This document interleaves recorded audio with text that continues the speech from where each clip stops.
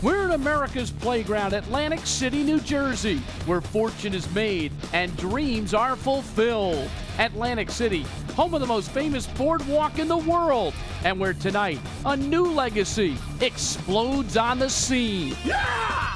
The YAMMA, an evolution of the traditional fighting structure. The YAMMA, which will change fight strategy forever in the mixed martial arts world.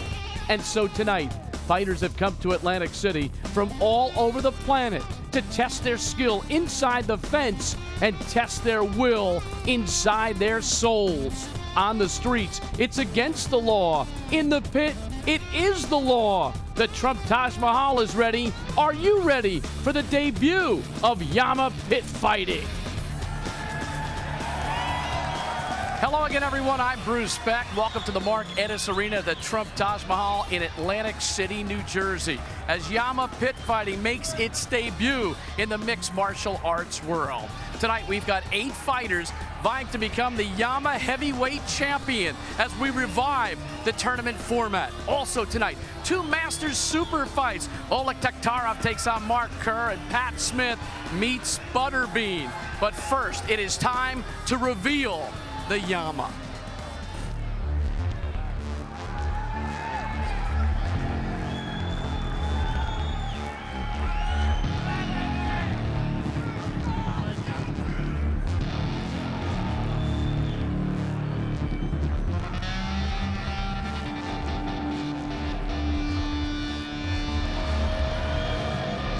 For more on what the YAMMA is all about, here's my broadcast partner, 1984 Olympic gold medalist in Greco-Roman wrestling, Jeff Blatnick.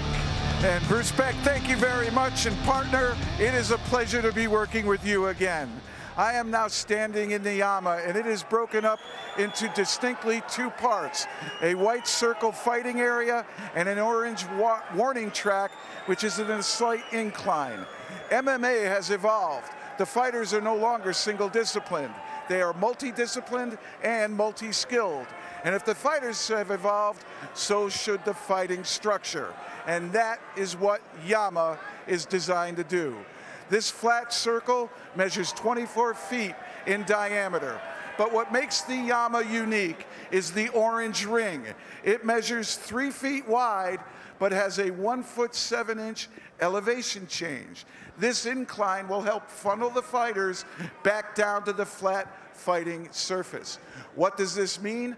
No more clinches up against a fence where there isn't a lot of activity, whether an upper body clinch or a double leg clinch.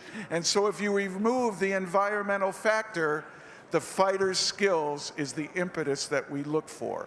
And that is what the YAMMA was designed to do. And fighters will be challenged. They must adapt or they will become extinct.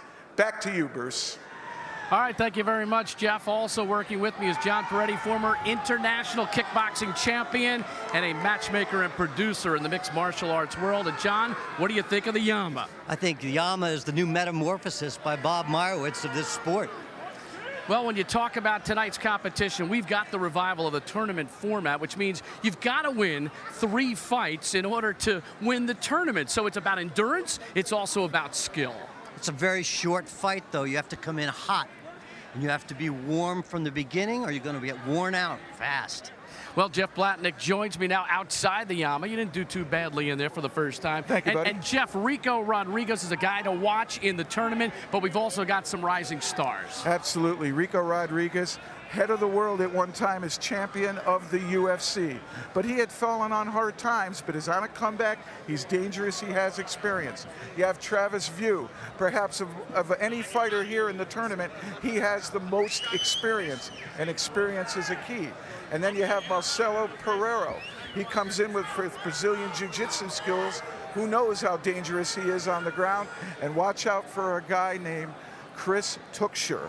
He's out of North Dakota State University. He's a great wrestler training in Minnesota.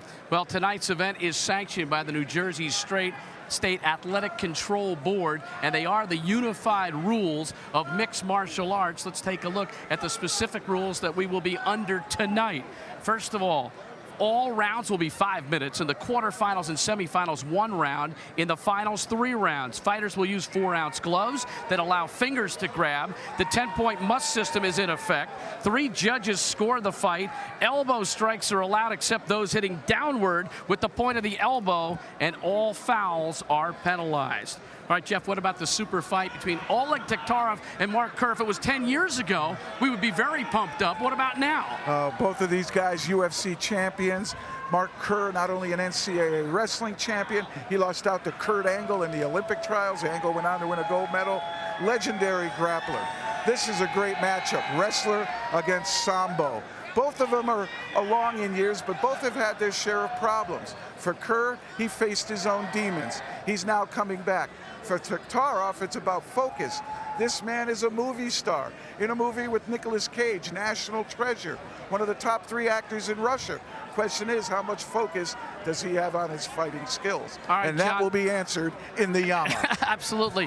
What about the other super fight, Pat Smith against Butterbean? This one looks like it could be volatile and fast. It could be very quick. But again, Butterbean has never experienced a surface like this. He's never backed up with his heels and hit anything except ropes with his back.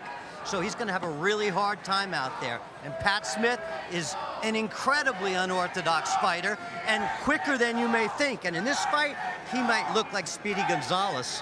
All right, it is time for our first bout of the evening as we unveil the tournament. 4 quarterfinal matches coming up. There'll be 2 semifinals later and then a champion in the YAMMA heavyweight division. So here we go with our opening bout. This a quarterfinal contest, and it will be Aleksei Oleinik of the Ukraine going toe-to-toe with Sherman Pendergarst of Iowa. So let's meet the 30-year-old fighter from the Ukraine, who is our first competitor tonight, headed into the YAMMA.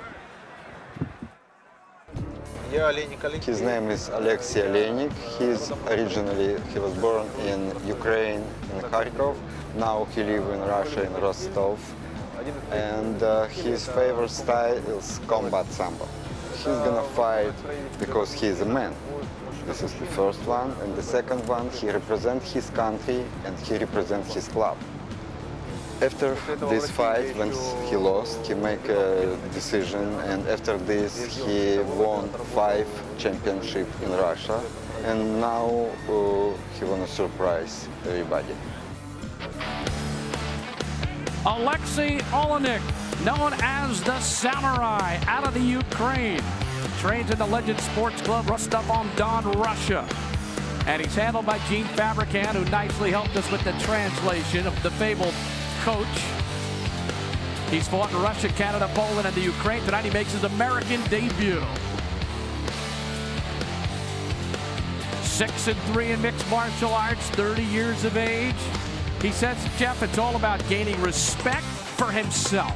Yeah, that's what he said to me, to attain self-respect. So he looks at it from almost that samurai point of view, that Bushido code.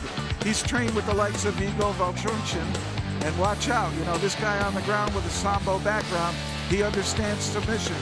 Question I have, how well does he understand striking? And you know, Johnny says he's not an emotional fighter, more of a strategist, an Eastern European style that we see often. Yeah, you know, for a sambo fighter, he looks like a bit of a pencil neck to me. He's tall and thin. You know, I haven't seen his ankles, but, you know, these guys can move really well from the hips, but can they take a punch? And now he makes his way into the YAMMA. And there he is. Said he learned to punch more after a couple of losses. He studied boxing more than kickboxing now. And his opponent is Sherman Pendergarst. Let's find out a little bit more about the tank. My fighting style, I'd say wrestling, throwing in a little bit of boxing in there. I like to end fights the quickest way that I can. From beginning to end, there's no, I gotta feel this guy out, I gotta be on the defense. You gotta be in the offense at all times. I mean, the first 2 fights, you're only getting 5 minutes. I mean, this guy takes you down, he might hold you down. He might do anything.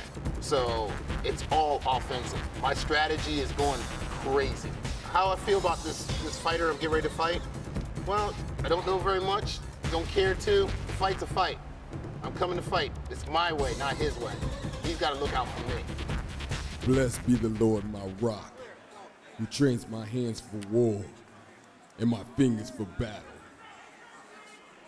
Well, Sherman says he always gives the best. If you're going to gamble, gamble hard. No stalling, no feeling out. You've got to go in the YAMMA. You have to go. He said that to us yesterday on the boardwalk about 5 times.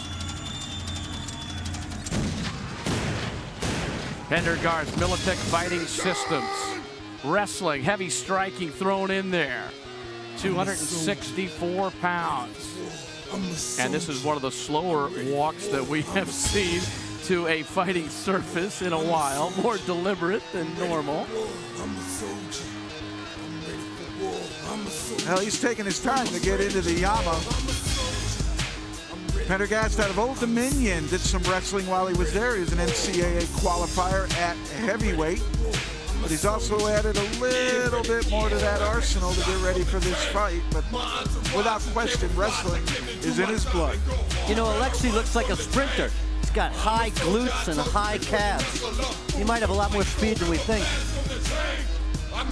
I've learned not to underestimate body types. You never know what's contained inside that chest, and that really is what dictates how a fighter performs when he does battle. It's all about heart.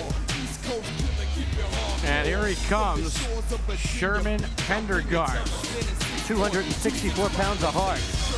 Last fight was in December in the Ring of Fire, and he lost a TKO in the first round to Shane Carwin. All right, right now it's time to go up to our YAMMA announcer tonight, the distinct voice in the entertainment and sports community, Scott Farrell. Ladies and gentlemen in the house and on pay-per-view, welcome to the beautiful Mark Estes Arena in the magnificent Trump Taj Mahal in the legendary Atlantic City, New Jersey. Are you ready to shake it? Ooh. YAMMA Pit Fighting is in your face. Tonight's fights are sanctioned by the New Jersey Athletic Control Board. Tonight's fight card is being brought to you by Pep Boys, the leaders of quality automotive parts. Americana Vodka, America's only luxury vodka. Combat Sports, the official gloves of YAMMA Pit Fighting. And by Budweiser, the king of beers. Our referees for tonight's YAMMA Pit Fighting debut, Big Dan Mergliotti and Kevin Mulhall, will carry this fight. Ladies and gentlemen, in the blue corner this evening, standing at a rugged 6'1", 220. You do not want to mess with this man. With a record in MMA of 6-3-0, fighting out of Rostov-on-Don, Russia, and originally from Kharkov, Ukraine, and the Red Devils Sports Club, making his American debut, Aleksei the Samurai Oleinik.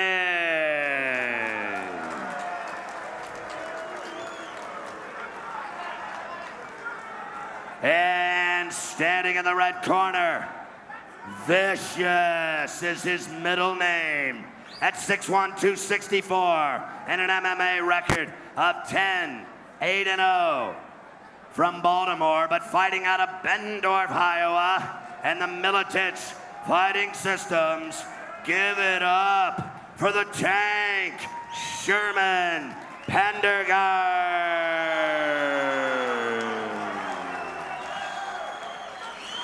All right, 1 5-minute round. Pressure on both guys to make things happen. Here is the tail of the tape. And as you can see, Pendergarst he says he's somewhere between the ages of 25 and 40. How did we get 42? I worked on him all day yesterday. He's also 44 pounds heavier than Oleinik. And he's got 18 fights compared to 9 for the Ukrainian. Third man in the YAMMA is Kevin Mulhall, Perth Amboy, New Jersey, 26 years of martial arts experience. He, along with Dan Miragliotta, the first 2 refs in New Jersey to handle mixed martial arts, were underway. And the bum rush quick by Pendergarst. Right up to the warning track. And He's on top now. Let's see what he can do to operate to break that guard of Oleinik. And just look at Oleinik down there. Hands nice and smooth. Now he's comfortably in the guard. Oh, when you close the guard, when you got that cushion up against the back of your head, it's like watching television, I guess. That warning track is 3 feet wide. It rises by 1 foot 7 inches. It's like an angled lip. And right now on the side of it is Oleinik. Well, those punches aren't doing anything. I could see the referee here, Kevin Moho, come in right now and start to stand him. See him moving to the side with an elevator, 2 elevators.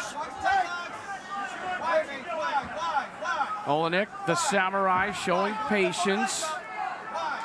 But again, patience is not a virtue when you have a 5-minute round. That's correct. He's going for a key lock there, but Pendergarst able to move the right arm out of the way. Sherman tried to throw a short right hand. It didn't really get through. Aleksei's working to get to the downside of the ring. And now there it is. It's broken up, and rightfully so by Kevin Mulhall. Not much was going on there. And so with 3:29 left and working downward, they'll try again on the reset. There's a right hand by Oleinik. And the knee. Another knee. 2. And he used the warning track nicely there to fire the knee. Now he takes down Pendergarst. Goes to the body. Chops away with short right hands. He has to free that left arm, and he does. Now let's see how he operates. Is he going to be content to stay in the guard and strike, or will he try to break guard, strike, and maybe set up a submission? I think he's going to sit back. Those body blows will wear on you, but it's a little different in a 5-minute fight than if you're in a 5-round fight. Yeah, the key here is try to get one bomb in there and make an impression on the judges. Pendergarst remains in the guard. Oleinik tried to throw some right hands. Now a little movement by Pendergarst. Oleinik, good right hand. He got through that time. Gonna sit back, open him up. This fight is 2:15 half to go. over. You beat me, Bruce. It goes quickly, and another break. So Mulhall wants action, and he'll get another chance. And a warning. Very interesting that the ref would break it while punches are being thrown. And the warning was to Oleinik for throwing a late punch. You okay? No points subtracted. Doing great. You gave him warning. Pendergarst is unhappy because he thought it should have been a deduction of a point. He better get back busy. And he says hello with a big right hand. Yeah, but he picked up speed in Ohio, you know. It was a Oh, look at that drop by Oleinik. He pulled it from the top to 3 feet up, down to the bottom base in white. And Pendergast had a chance to move laterally, circle out of it. He didn't. He just tried to brace, and Oleinik with his speed dropped under him, ripped that double out. And again, the cant of this arena really changed that, didn't it? Yeah, it did. Now Oleinik goes back to the body. That right hand's been his best punch, right to the midsection, the solar plexus. You can feel that. It'll last into the wee hours of the morning. And with that takedown, Aleksei Oleinik is definitely in command of this fight. And he looks good, too. Very comfortable, very poised. We might see another break There's here. the tap. Yep. He choked him out. He got him. Choked him out. First you thought he might be clinching, but he was choking, and he wound up getting the victory by submission. So Oleinik wins by choke, by submission. Inside of a minute. And John, you talked about he looked good, and he did look good. He was patient, but at the same time aggressive enough to employ his submission hold. Yeah, really, and you know, he's just kind of confident, and you know, obviously well trained. You know, it was that Jeans guy, right? Yep. Yeah, well, there Gene you go. Fabricant. Again, body of a sprinter. It was very subtle, Jeff. But really the key to Oleinik's success was getting that second takedown. And by able to do that, he put himself in command of the fight. Tell you another thing, he sure didn't waste any energy in this fight. He's got a lot left in him. And he didn't take any attrition whatsoever. Absolutely. Smart way to start a tournament. So Oleinik advances to the semifinals. Here's some action from our first bout of the night.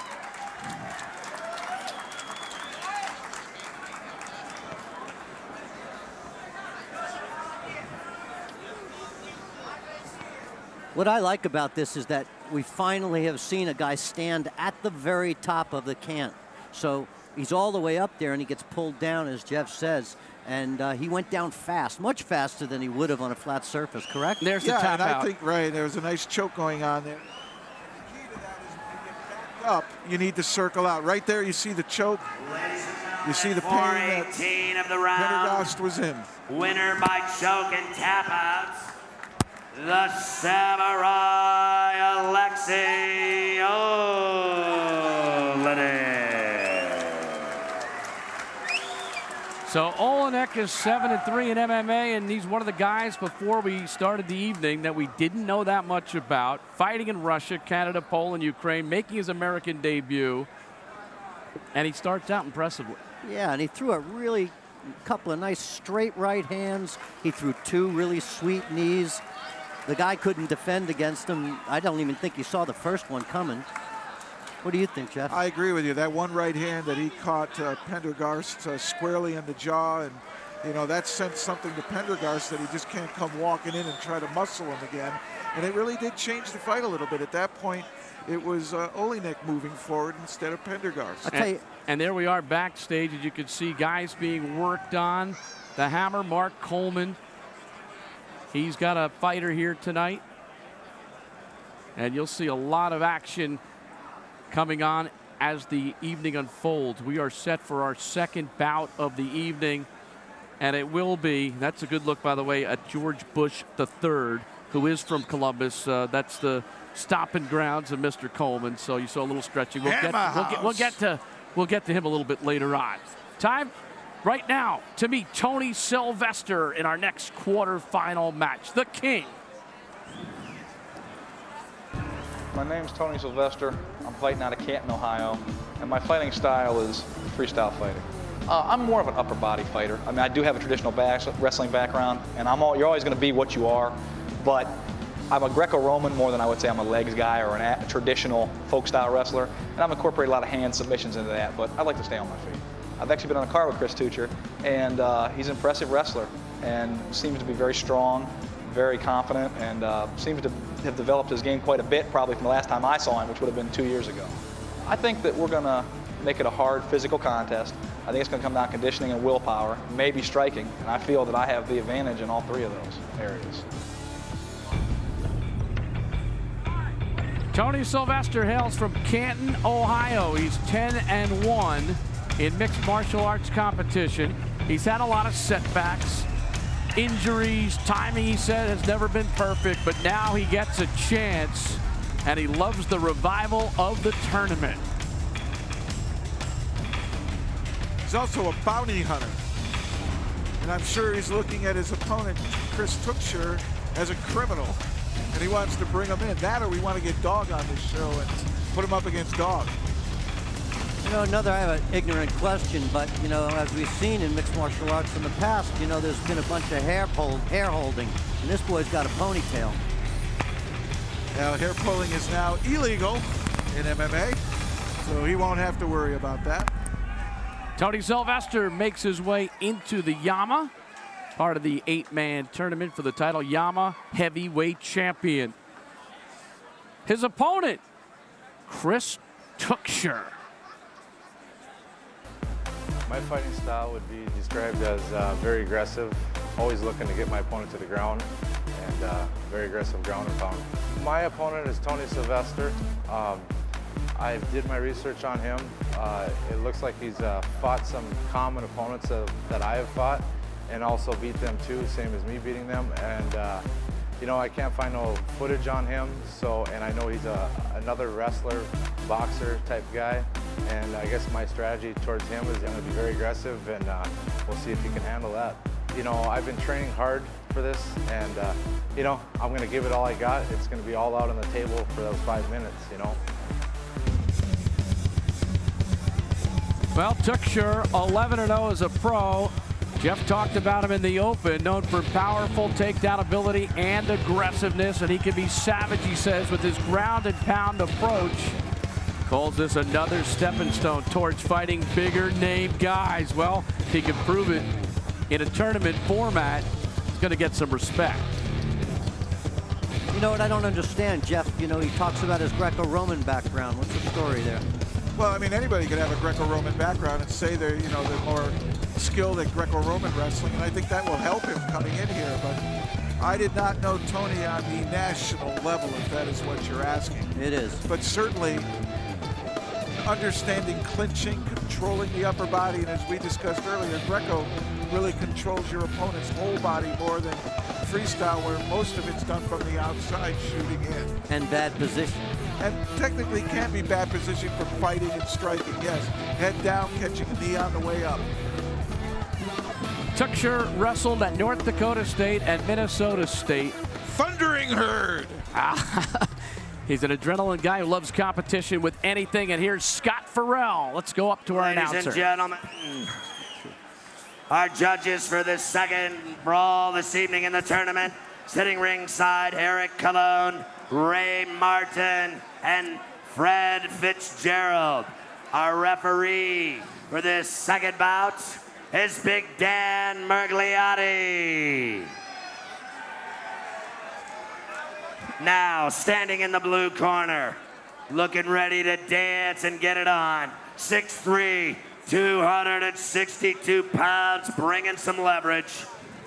7 straight wins in MMA and a record of 10-1-0. The former Division I wrestling champ from Ohio State University, from Canton, Ohio, the home of the NFL Hall of Fame, a boxing and wrestling specialist. Give it up for the king, Tony Sylvester.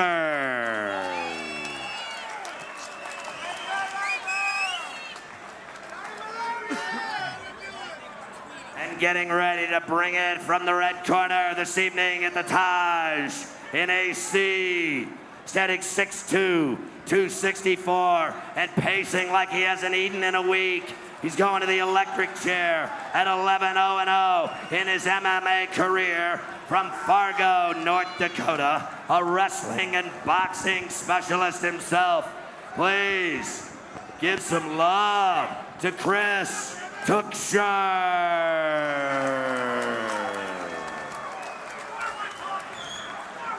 Tail of the tape for this second bout in the YAMMA heavyweight tournament. Tuchscherer, 6'2", Sylvester 6'3", both are 30. Weight very similar.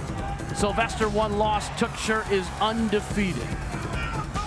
One thing to note, they're both left-handed. Sylvester can go either way, but Tuchscherer is a lefty. Watch out for the unorthodox. And Tuchscherer looks like he's ready to charge across the YAMMA. And if you go up on that apron a little bit, if you go up on the warning track, you can fire down, which was something that we talked about earlier. See how Tuchscherer will try to set up the takedown. He wants it on the ground. Sylvester wants to keep it standing using sprawl and brawl. Sylvester's very tentative standing. Almost too tentative. Tuchscherer right in, has the takedown, but Sylvester in a nice position to hammer punch. Good little punch there by Tony Sylvester. Sometimes you can just hurt your hand doing that. Now Tuchscherer trying to push him up against that fence. He's able to get his head to the outside as Tuchscherer looks to take the corner, but I give Sylvester credit. He's not going down. Tuchscherer breaking him off with the left hand. Oh, now you see if he was a true Greco-Roman guy. There you go. That would have been the move, huh? I didn't think we'd see it hit the fence, but we are looking at it hit the fence. Tough to stay up there on that angle, and Tony's doing a heck of a job. There's Tuchscherer, finally pulls him down, gets the takedown.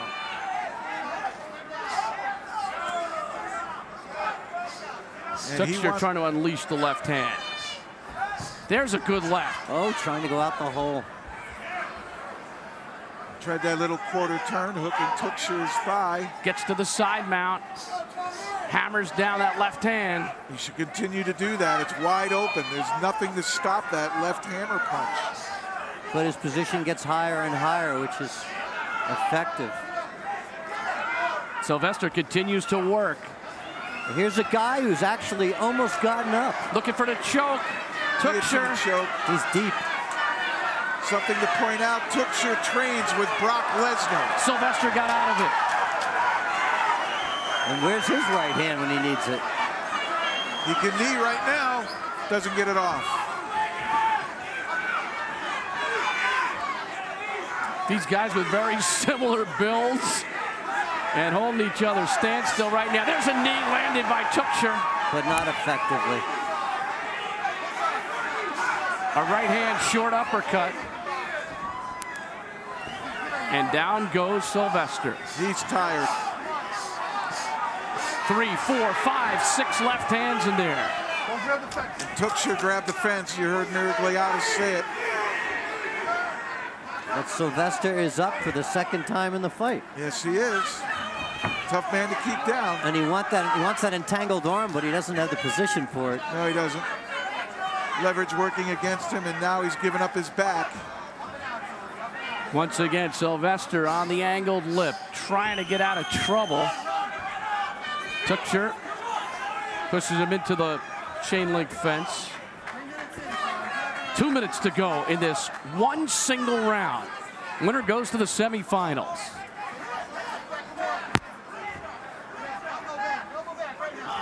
It's been one-dimensional with Tuchscherer on Sylvester and pushing him up against the lip and up against the cage. Really, Tuchscherer really has no answer here on how to attack Sylvester. He can let him go, try to punch, but he's been ineffective at trying to get him down into the flat fighting area. Sylvester doing a good job of keeping base and continually moving. John, can Sylvester climb up there?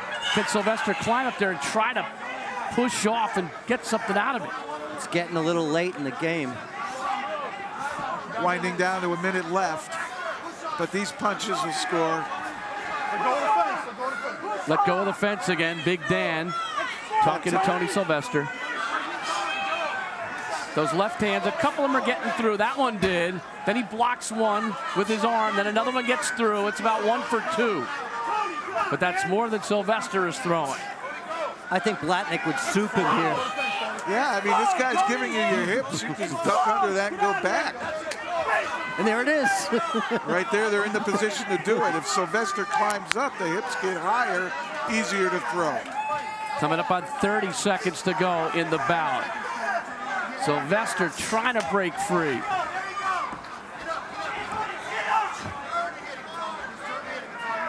I don't like a guy who fights with his face away from somebody. Yeah, Sylvester isn't turning the face. This is pretty defensive. Looking the elbow, but Tuchscherer keeps him in a bear hug almost the entire fight. He's got that position again if he wants to use it. Final seconds of the bout. Chris Tuchscherer. Oh, he goes for the wind-up knee. Gets a couple of knees in before the bell, but Tuchscherer took the fight to Tony Sylvester, who was trying to get out of there but never was able to, and kept his back to Tuchscherer almost the entire bout. I don't like that. And Tuchscherer, used up some energy here. He's going to have to fight twice more tonight. 5 minutes of trying to get your opponent to do something is not easy. And there's no attrition to Tuchscherer at all. None.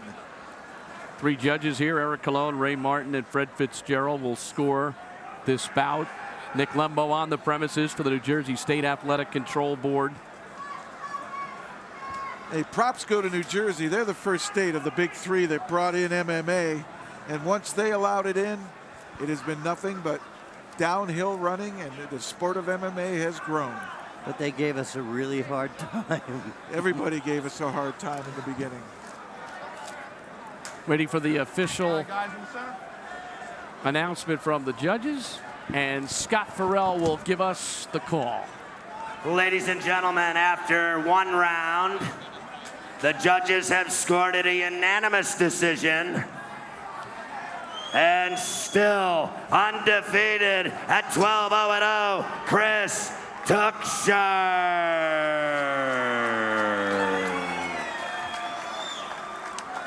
So Chris Tuchscherer improves to 12-0.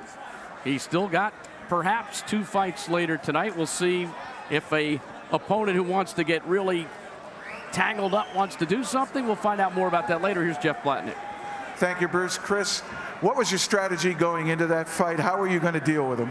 I knew he was a wrestler, and I knew if I could get him towards the edge of the pit, you know, it'd be towards my benefit if I could get him down and keep him up against there trying to push back on me, you know.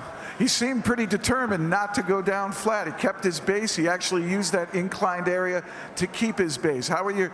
You seemed a little bit tough on that riddle on how to get him flat. I was a little confused there at the time, but I kind of figured it out there at the end, and I felt a lot more comfortable towards the end. And he put up a good fight. I mean.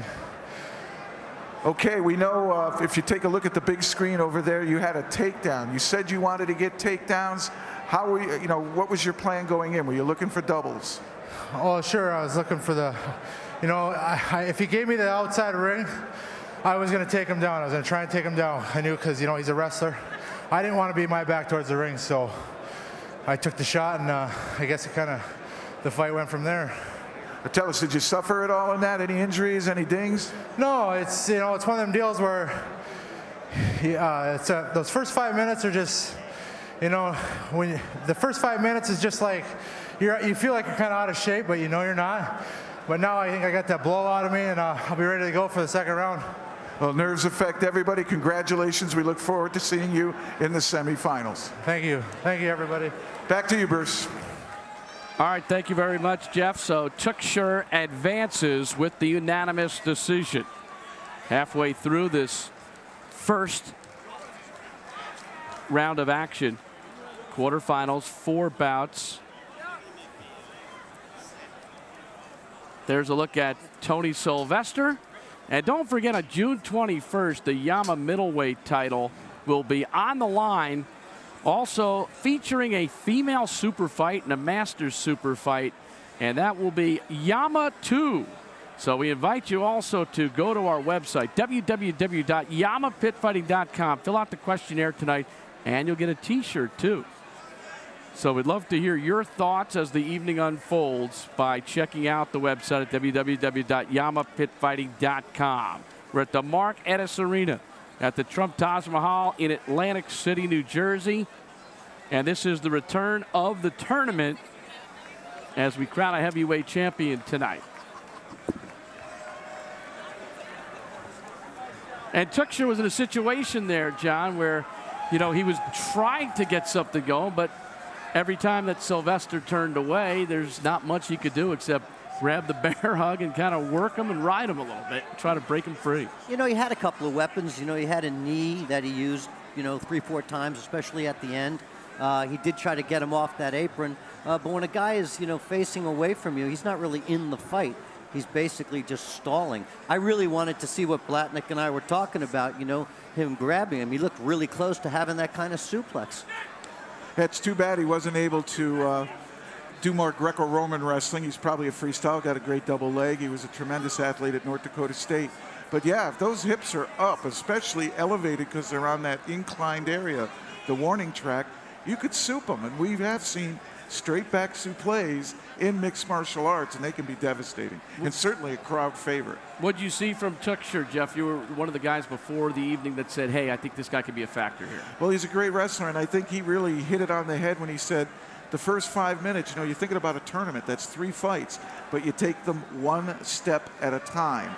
And I think, the overwhelming thought of coming in, new fighting surface, tough opponent, you got nerves, and I think him able to get through that first round, he'll loosen up, he'll perform better. All right, so the tournament rolls on. We've got 2 bouts complete. We have 2 more still to come before we feature our first super fight of the evening. Jeff, we're talking about a tournament again and again. Here's the question where endurance will come into play with a guy like Tuchscherer. 5 minutes, working hard, unable to do what you were able to do, but still, it takes energy out of you. He certainly does, but a wrestler who's been in many, many different kinds of tournaments during their career, they're used to putting out that kind of work ethic and coming back a short time later and doing it again. So this is nothing unusual for Chris. He's faced this kind of thing before. Didn't have any real attrition, wasn't banged up, didn't get twisted, wasn't on the bottom. So I look at him as he's in the driver's seat, just needs to refine a little better his offense. All right, time to meet our next fighter as we continue along with the quarterfinals.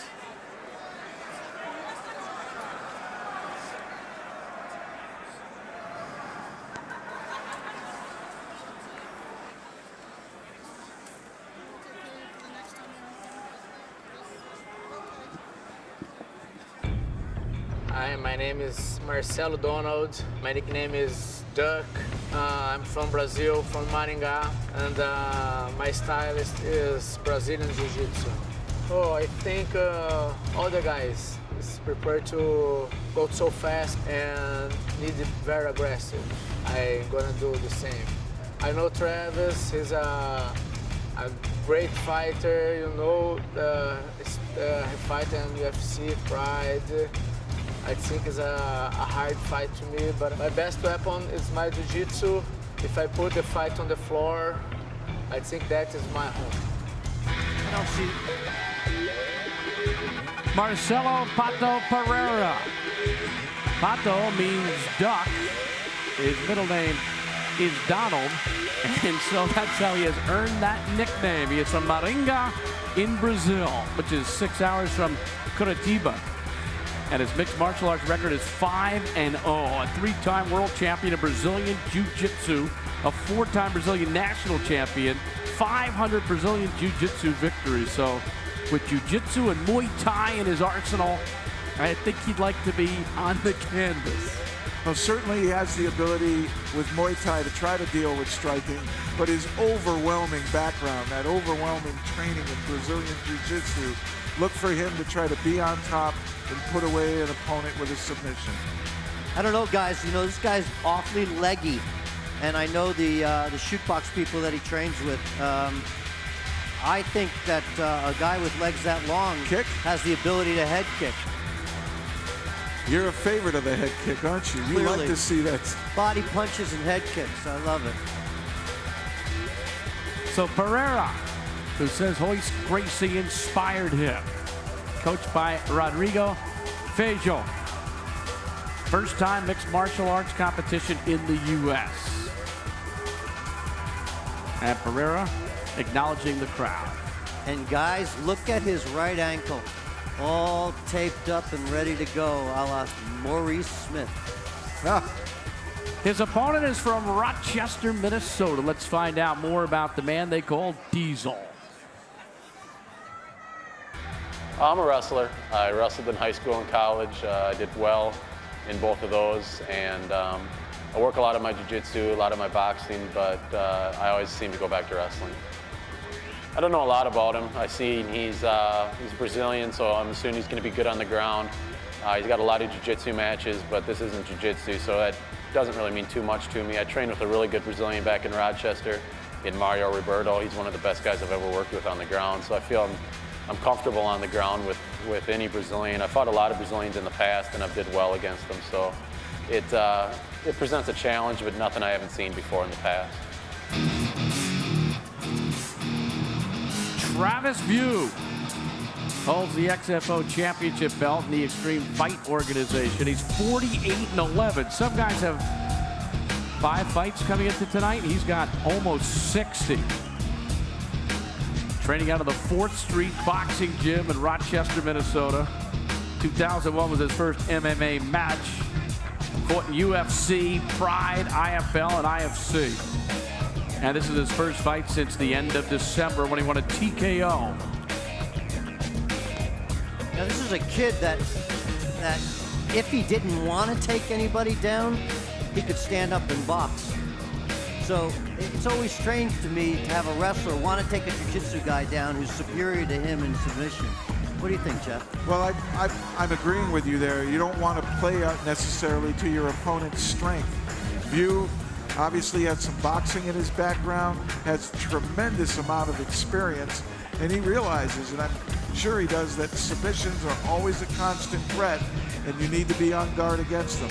I get the striking to Wiuff and the submission ground game to Marcelo, and it'll be interesting to see what environment they will fight in. You know, you say he's got a lot of experience, but he also admits he's an acclaimed journeyman, and he doesn't like the way it sounds.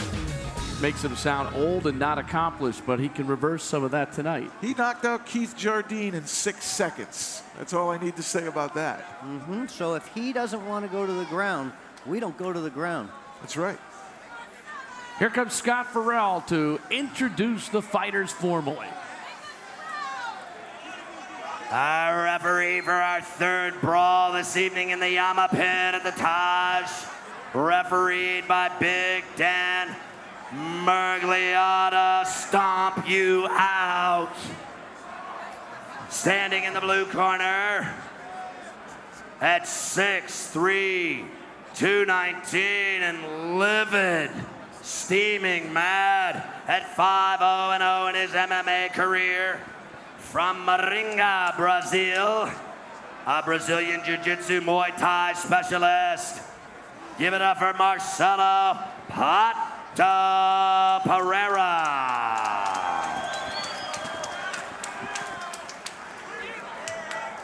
And staring him down with a nasty glare in the red corner at 6'3", 242 and laced with tats. 47-11-0 in his MMA career. From Rochester, the Land O'Legs, Minnesota. A boxing wrestling specialist, a UFC Pride and IFL veteran of this game. Give it up for Travis, the Diesel. Give me a room with a view. All right, thank you, Scott. Here we go. Tail of the tape. Pereira against Wiuff. Wiuff is 30 years of age. Pereira is 29. Both are 6'3". Wiuff's got 23 pounds on him, and he's got a lot more experience in terms of MMA competition. But Pereira has been around the world when it comes to jiu-jitsu. Big Dan Miragliata, Atlanta Highlands, New Jersey. 30 years of martial arts experience will start up the fighters. You ready? You ready? Let's go, fight. Wiuff tried to pop that right hand. Now he takes him down at the leg. And that was a sweet setup. He said that if he got 2 takedowns, he would be in the finals. There's his first. Can he operate now on the ground in the guard of Pereira? You know, and here's a guy who's trained with Jeremy Horn and Pat Miletich. And Jeremy is like training with Gumby. So this guy knows what it's like down there. He came to the country in preparation for this and actually competed in a Brazilian Jiu-Jitsu tournament on Long Island and won it just to take the edge off. And those skills will come to use now. Nice little on forearm. top. Pereira comfortably in the guard. Right hand by Wiuff, trying to unleash it, but he didn't get too much on it.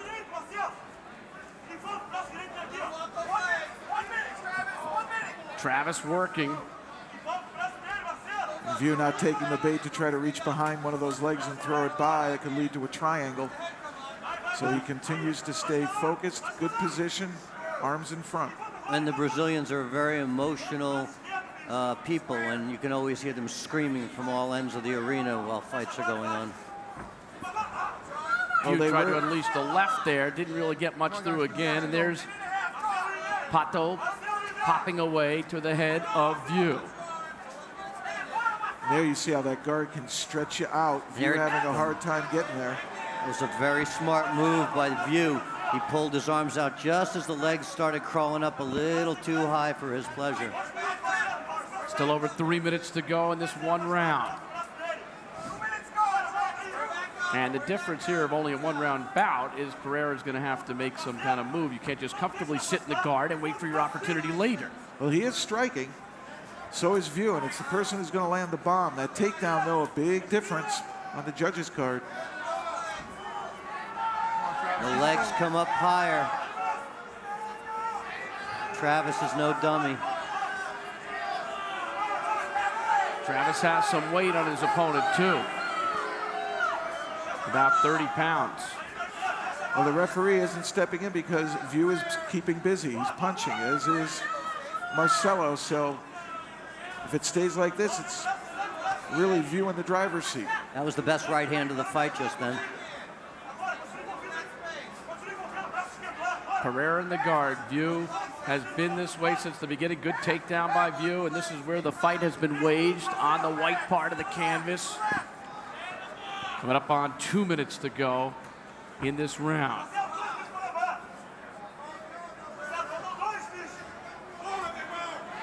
Referee is pretty patient.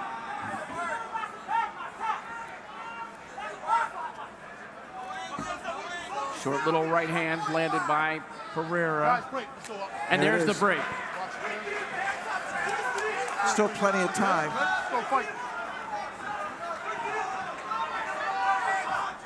Well, Wiuff might need more than one takedown Oh, that to win is this fight. not. Sorry, Jeff. That was no leg He kick. went after him again. Wiuff, the aggressor, taking Pato Pereira up against the warning track. Here, Pereira just tying up the arms, not trying to move or get away here, and he's running out of time.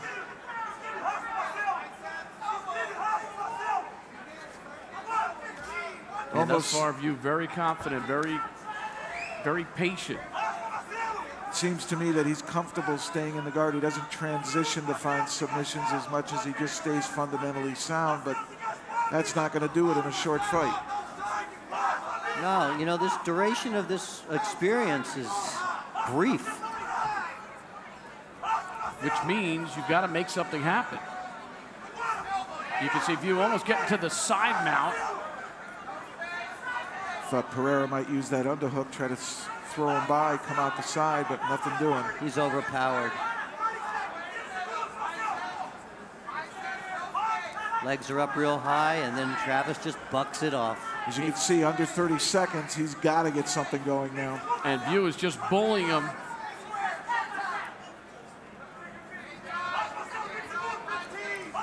Coming up on 15 seconds to go. Can Pereira do anything if Wiuff is not going to make a foolish mistake? He's going to back off, then come in with the right hand. And that should do it. Yep, workmanlike, but effective. Right. Looked like got thrown right at the break.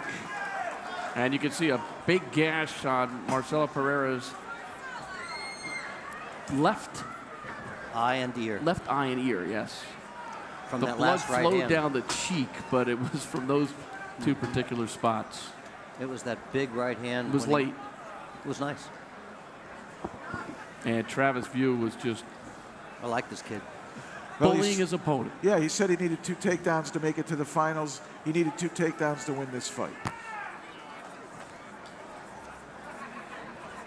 And there, the class of the MMA competitors acknowledging their respect for one another. So it goes the full 5 minutes, and Travis Wiuff waiting for the official announcement from our judges. His idol is Randy Couture. Managed by Monty Cox and trained by Mario Roberto. Trained with Dan Mene and Pat Militic. More of a wrestler, but pretty commanding. Yeah, and you know, he's training with Militic and Jeremy Horn, and he's got Monty Cox behind him. My God, you know, that's some stable. Let's go to Scott Farrell. The judges have scored this fight a unanimous decision. Moving to 48-11-0 from Rochester, Minnesota, it's the Diesel, Travis Wiuff. Get some. Hey, forget about that stuff, an acclaimed journeyman. He looked like an accomplished, experienced professional. And he's standing by right now with Jeff Blatnick. that you would need 2 takedowns to reach the finals. It seemed like you need 2 takedowns to win this fight. I needed 2, yeah. He's a tough guy. He's good on the ground. I knew he'd be good on the ground. All Brazilians are tough. I knew it was going to be a tough fight, and it was a good fight. I didn't come here for 1 win. I came here for 3, so just getting started. Absolutely, a win is advancing, and that is what the focus is. Here, take a look up top here at the video, and tell us what you're thinking, what you're doing.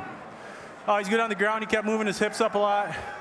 I wanted to do a lot of damage on the ground. I should have stayed a little bit more busy, but he was dangerous on the ground. I wish I could take more credit for it, but I was a lot bigger, a lot stronger than he was, and he was definitely probably more technical, but you know, my game, and it worked well. So. When did you do the damage to his eye? Was that late in the fight? I think it was late in the fight. I think definitely last minute of the round, I landed some good shots. I could tell he was starting to get a little tired, so he's good though. Good on the ground, very dangerous. Any injuries, any dings? No, I'm ready to go. Well, we wish you best of luck in the semifinals. Thank you, Jeff. You bet, Travis. Back to you, Bruce. All right, so it's Oleinik against Tuchscherer and Wiuff against the winner of our next bout between George Bush III and Ricco Rodriguez as we continue to move along in the quarterfinals of the YAMMA Pit Fighting Heavyweight Tournament. Fans are enjoying it here at the Trump Taj Mahal in Atlantic City, New Jersey. And right now, time to meet our next competitor. My name is George W. Bush III from Columbus, Ohio. And my fighting style is sprawl and brawl.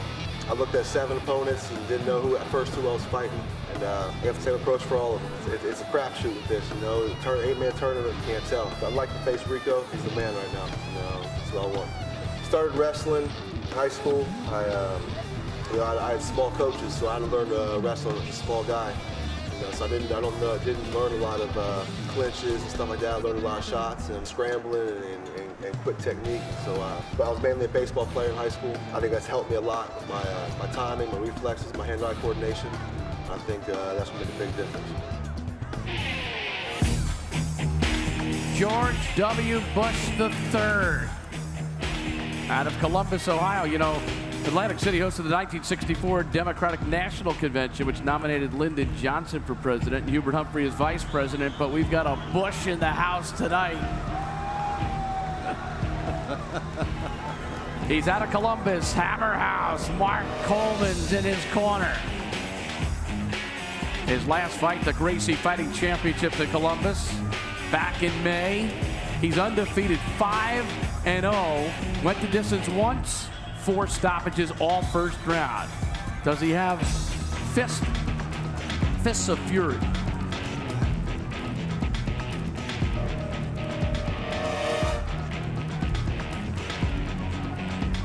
You know, anybody that has Coleman behind them has got a lot of experience backing them up.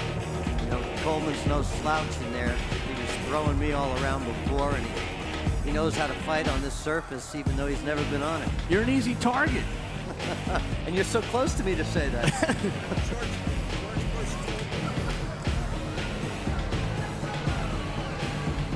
All right, George Bush, time to meet his opponent tonight. My name is Ricco Rodriguez, and I'm a ground and pound specialist along with Brazilian Jiu-Jitsu and boxing. Fighting in a tournament is definitely something new to me.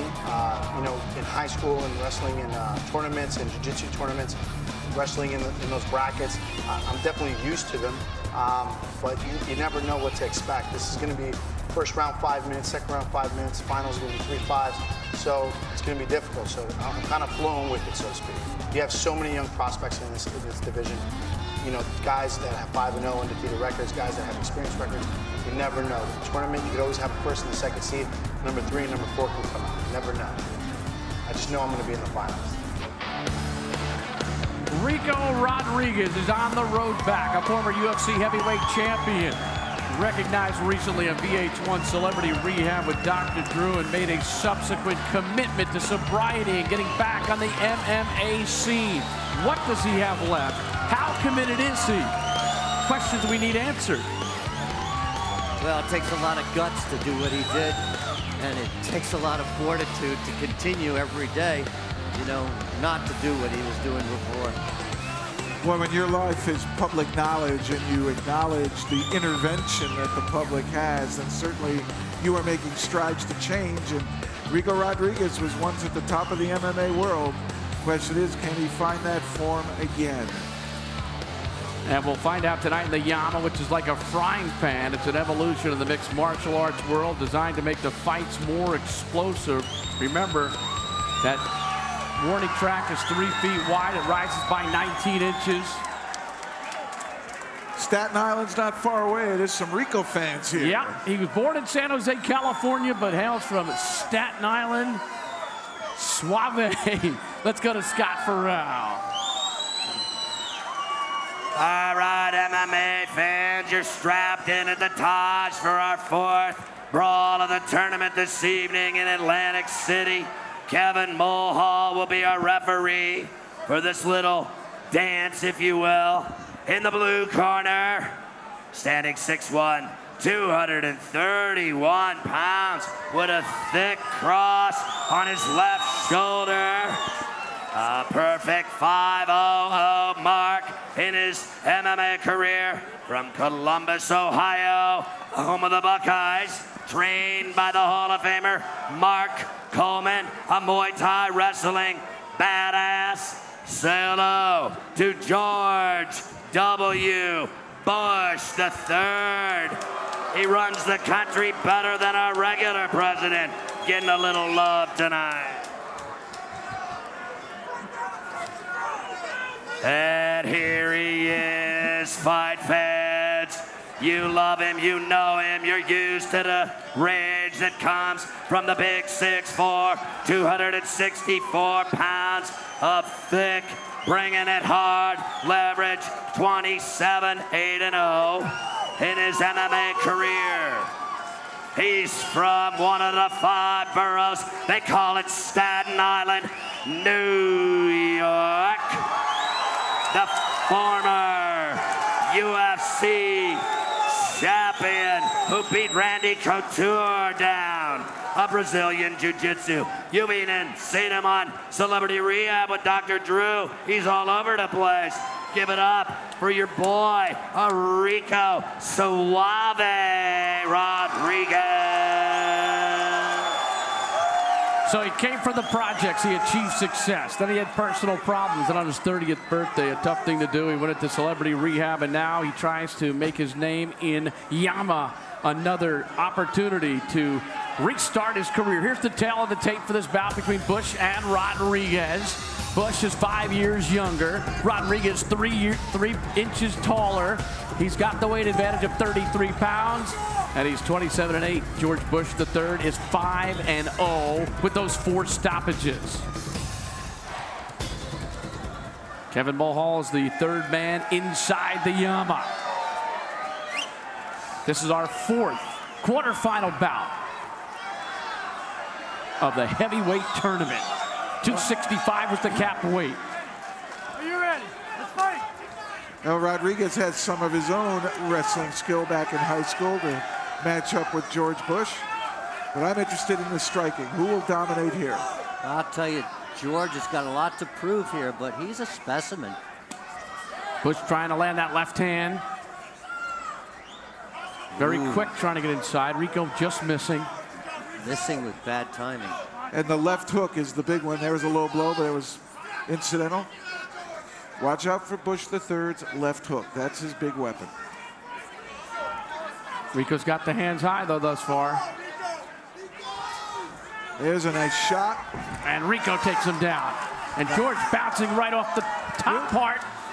There's and a Ricco nice tips him down again. Hooks in. Rear naked choke attempt. Oh, there's the experience of a wrestler with strong legs, huh? Yeah, he's trying to sit away, cut. Ricco hanging on. I'll tell you, he climbs that incline. Nice leg kick. That's a sweet move. Oh. Bush kind of faked the leg kick himself. That kick caught him in the left eye. Starting to look like it's swelling a little bit, at least reddening up. Yeah, but it's also the way these guys are kicking. They're just throwing a lot of air. They're punching for real, but they're not kicking for real. There's that left hook. Ricco's got that left knee up in defense. Bush the third said his timing is his greatest asset. Let's see if he can find the right moment. There's a chop. Missed the second time with the leg kick. That's when he should have followed up the left hook. Ricco's arms out. Superman punch. Ricco picking him up again. And dropping him again. And he's in a great position to control this fight now. On top. I don't know if you saw that, Jeff, but his elbow was under him when he landed, and he winced.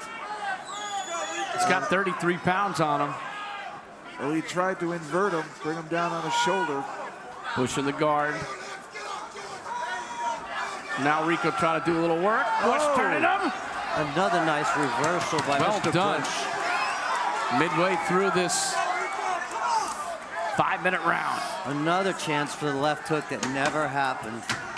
The one shot and it's done mentality, not putting the moves together. Oh, left hand by Ricco. Ricco. Glancing. Crowd starting to chant Ricco's name. Bush for the combination. Not sure Ricco wants to trade with him. Maybe go back for that takedown.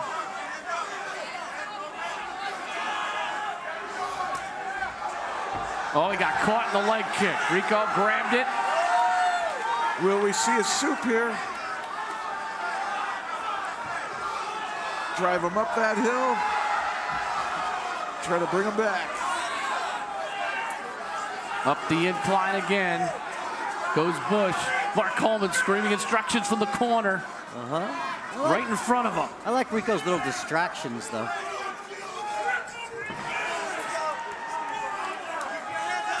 Doing a nice job of hand control. He's got the cross wrist, doubles up on a 2-on-1. And now he chops away at the head with little short rights. This is a very interesting fight. I would not have guessed this is the position we were going to see a lot of, him taking his back standing. Again, the same move from before. Off the clinch, and now Ricco grabs another leg kick by Bush and drives him down. And timing seems to be on Ricco's favor here. That was well done. Under a minute to go. Beautiful change of level. There's a power Nelson trying to stretch him back. And another hook. If he arches his back now, he could put a lot of pressure on Mr. Bush.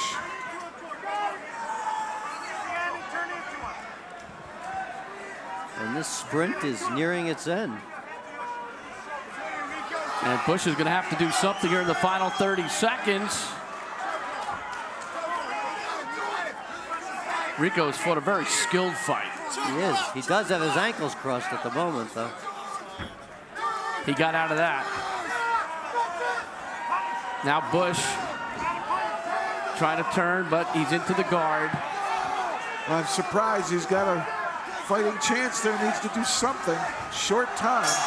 And just as the bell sounded, I think he was trying to jump in there with a punch that could have knocked him out. That was his only shot. It was like a last-ditched attempt.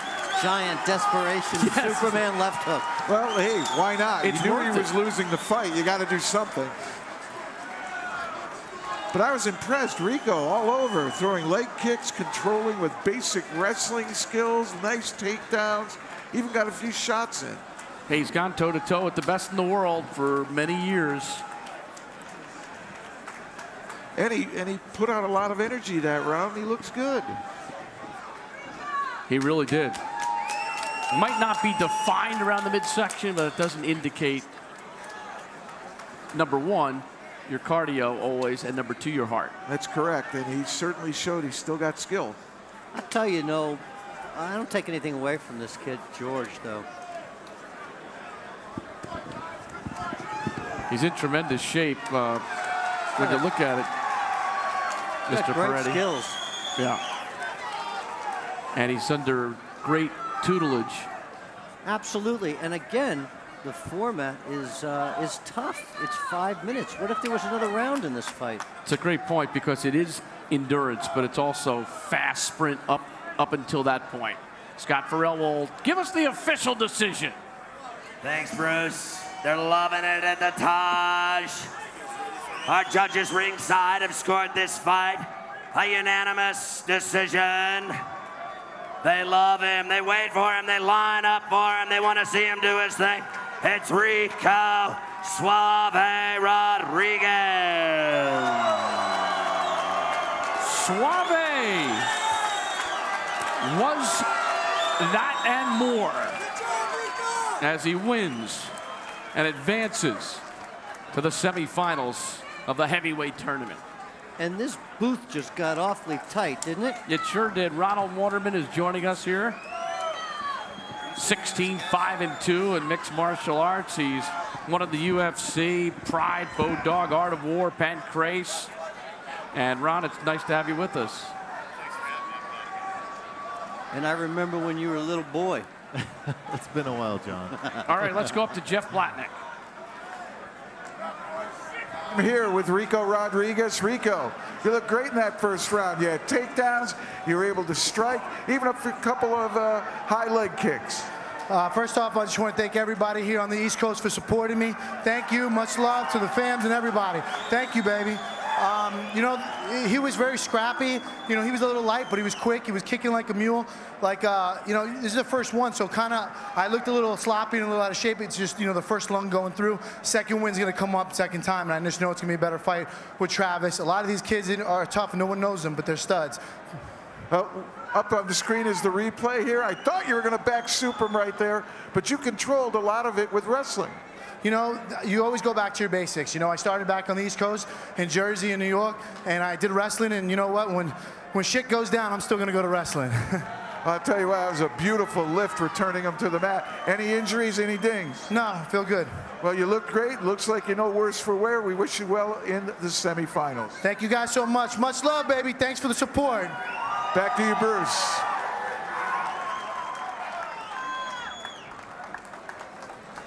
Thank you very much, Jeff. So Ricco Rodriguez playing to the crowd as well as performing in the YAMMA. And there's a look at Mr. Bush, who I still think will have a nice career in this mixed martial arts game. Oh yeah, this kid's really good, and you know, he's got great style. You know, I think he was a little overmatched, but I think he's got great style. He was giving away a lot of weight to a very experienced fighter, and those are the types of experiences that can make you a lot better later. He's a true mesomorph, this kid. He looks terrific. And there are our lovely ring card girls tonight, both from New York. That's Belle and Michelle.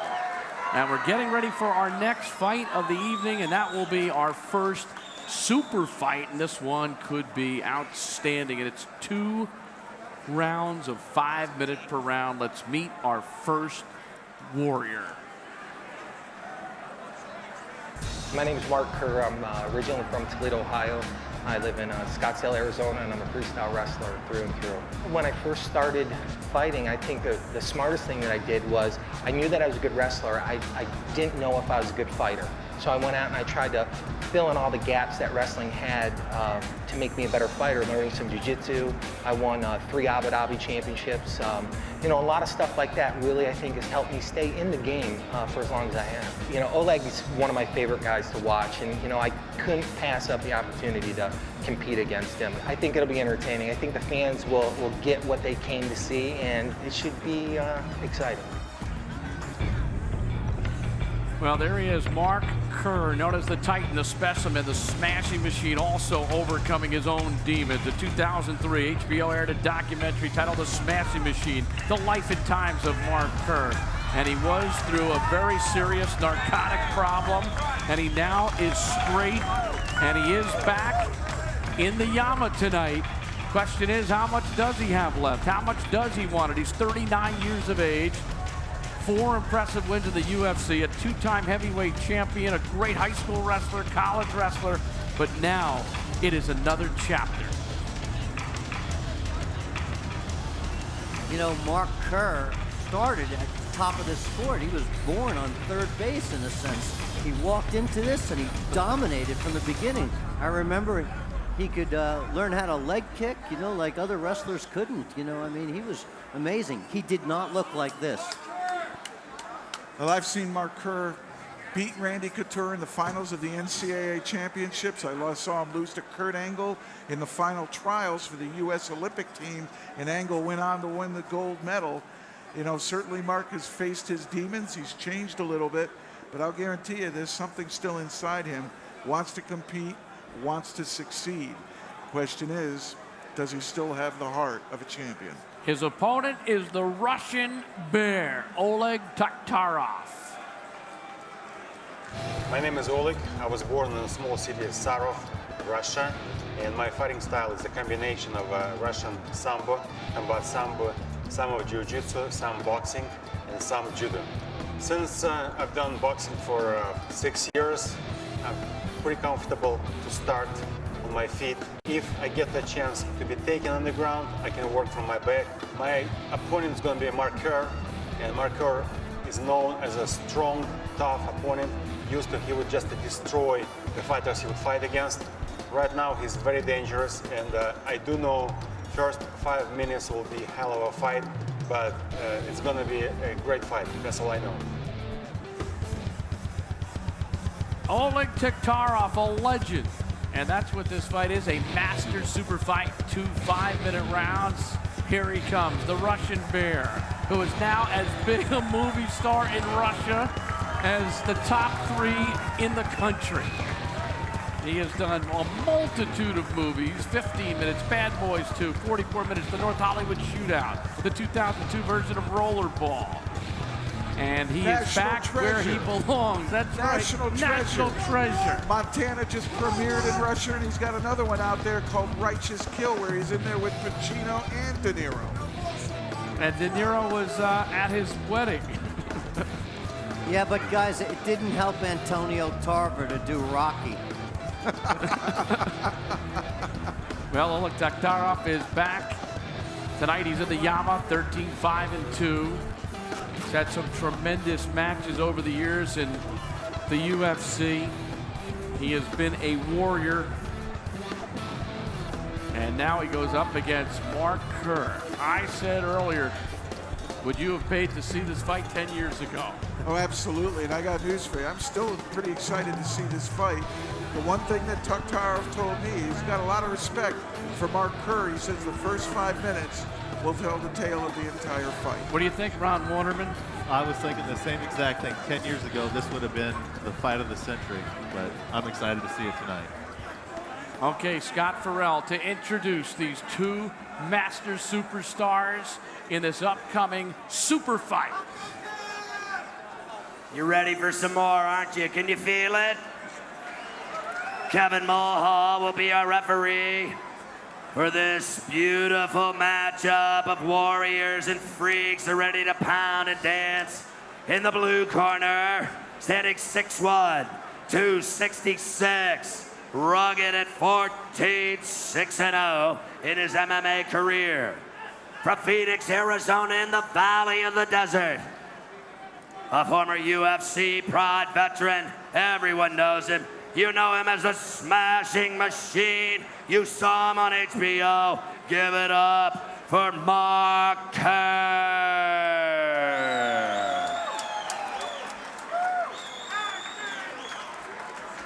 And his opponent tonight in the red corner, standing 6'2", 221, wearing the blue trunks at 13-5-2 in his MMA career. A Sambo fighter, the former UFC 6 champion of the world after beating Tank Abbott with a rear naked choke. He's been in the movies on the silver screen. You've seen him in 15 minutes and Bad Boys 2. You love him from Gorky, Russia. It's the Russian Bear, Oleg Taktarov. He has never tapped out or submitted in an MMA match. He says, I must survive the first 5 minutes, then I can get him to submit. However, he has been hit and has received a lot of punches. He is tough. And he bleeds. And that is a key, is will he cut open up? That has been his worst enemy in terms of injuries suffered in fights. This is the heaviest Mark Kerr has ever been, 266.2 pounds. As we look at the tail of the tape, Oleg Taktarov is 221.2 pounds. Taktarov is 40, Kerr is 39. Kerr is 6'1", and Taktarov is 6 foot. We are set to go. As you look at the numbers, obviously, two guys in the Masters division who have been warriors for years. There's their record, and it's time to get it going.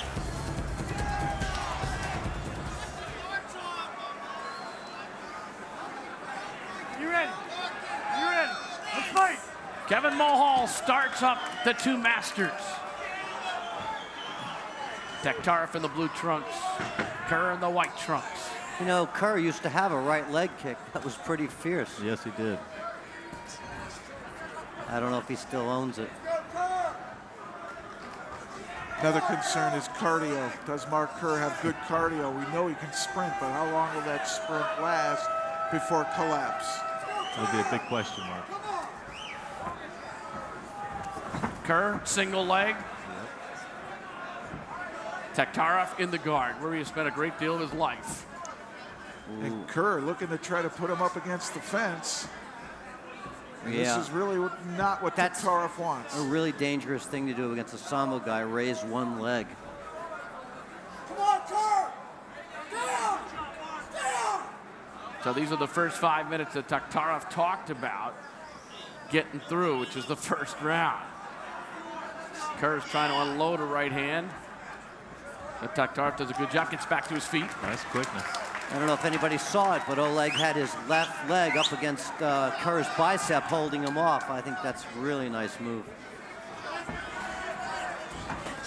Kerr with a right hand. I felt that from here.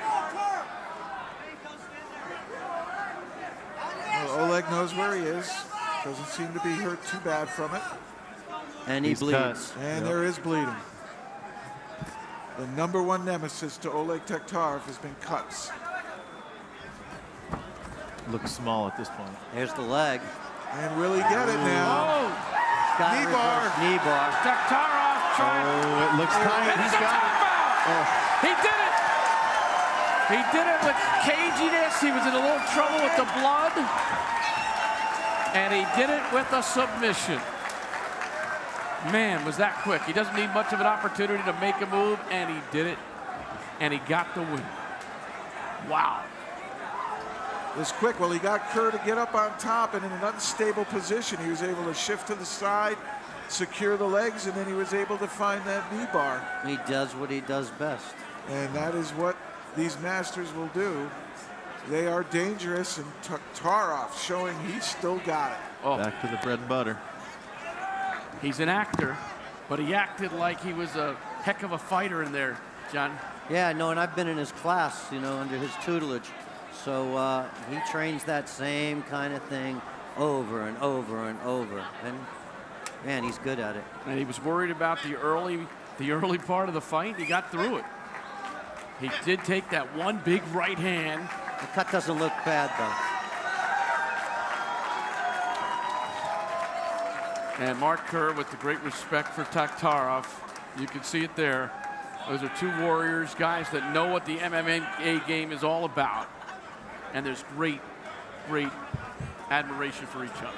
Yeah, it's and respect. You know, these guys, you know, no matter where they are in their career, you know, bring together so much experience. So you're seeing a guy submit, he knows better than staying in there. Let's go up to Scott Farrell. At 150 of the first round, from the Taj with his signature move, the knee bar, getting a little love for Oleg, the Russian bear, Taktarov.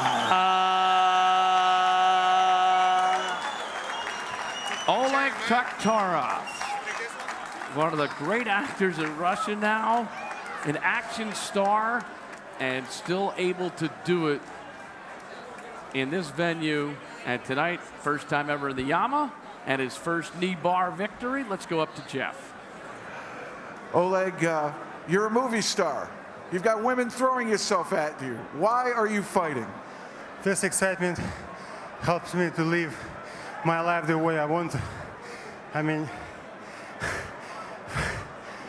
it's something what refreshes my blood, makes me make a next step, move and feel young forever. Well, I'll tell you what, you hooked up that knee bar really, really nice. You told us the first 5 minutes would tell everything. What was your strategy coming in? Yes, I mean, first 5 minutes I was just going to hold him and I'm not really, do anything until he gets tired. And maybe, in a way, my tactic kind of didn't work over here. I missed one strong punch in the neck and I was pretty shaky. And I was lucky that Mark didn't want to stay on the ground. I guess he was, really surprised by his great strike. He wanted to repeat it, and he wanted to fight on the back, on his legs. Well, and I prepared a trap for him, but nobody knew about. Well, here it is right now. Describe it. Yeah, it's. I show like I'm turning my back, and usually when you get your back, guys go for the choke. And once you go for the choke, I go for the knee bar, which there is no defense from. And for example, when I fight Brazilians who know my style, they would never go to get my back. So if Mark knew about it, I don't think he would come anywhere close. So I was lucky. But you know what, maybe I was not. I really jealous to those guys who fight an 8-man tournament, and I'd like to be one of them, Well, who knows? Maybe in the future. It feels like I just got warmed up, I want to go on. And there is nobody to fight, Give me a couple more guys. Well, there's plenty in the future, perhaps, with the way you perform there. Oleg, congratulations. Great job. You got a little bit of a mouse there above your left eye, but you walk away with a victory. Congrats. Thank you so much. You betcha. Bruce, back to you. All right, well done, Oleg. Boy, I'd really like to see this gentleman sitting next to me up against Oleg now. That's Ron Waterman. Ron, what do you think of his performance tonight? I was impressed. I think he had a good strategy going into this, trying to last it out and wear Mark down, and he ended up catching him. Well, you're an ordained minister. You spend much of your time speaking to kids and groups. What's the message that you try to convey when you're still involved in a ferocious and very painstaking occupation? It's all about anti-violence. I'm just kidding. I go and I give the kids, I talk to them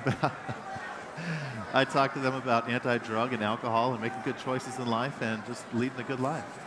All right, what about tonight? You're standing by for a Masters Super fight. If that unfolded, if somebody fell out, are you ready? Are you always ready? I'm always ready. I stay in pretty good shape year round. I only had 2 days notice to come into this fight as a standby, and I would have felt very comfortable stepping in that YAMMA tonight. What about the two Masters we'll see later in Pat Smith and Butterbean? Could that be a 30-second fight, or could it be a war of attrition late? I don't see much attrition in that fight, but I think that could be a quick one. All right, Ronald Waterman, Greeley, Colorado, thanks for joining us. We wish you the best, continued success. What's up next for you?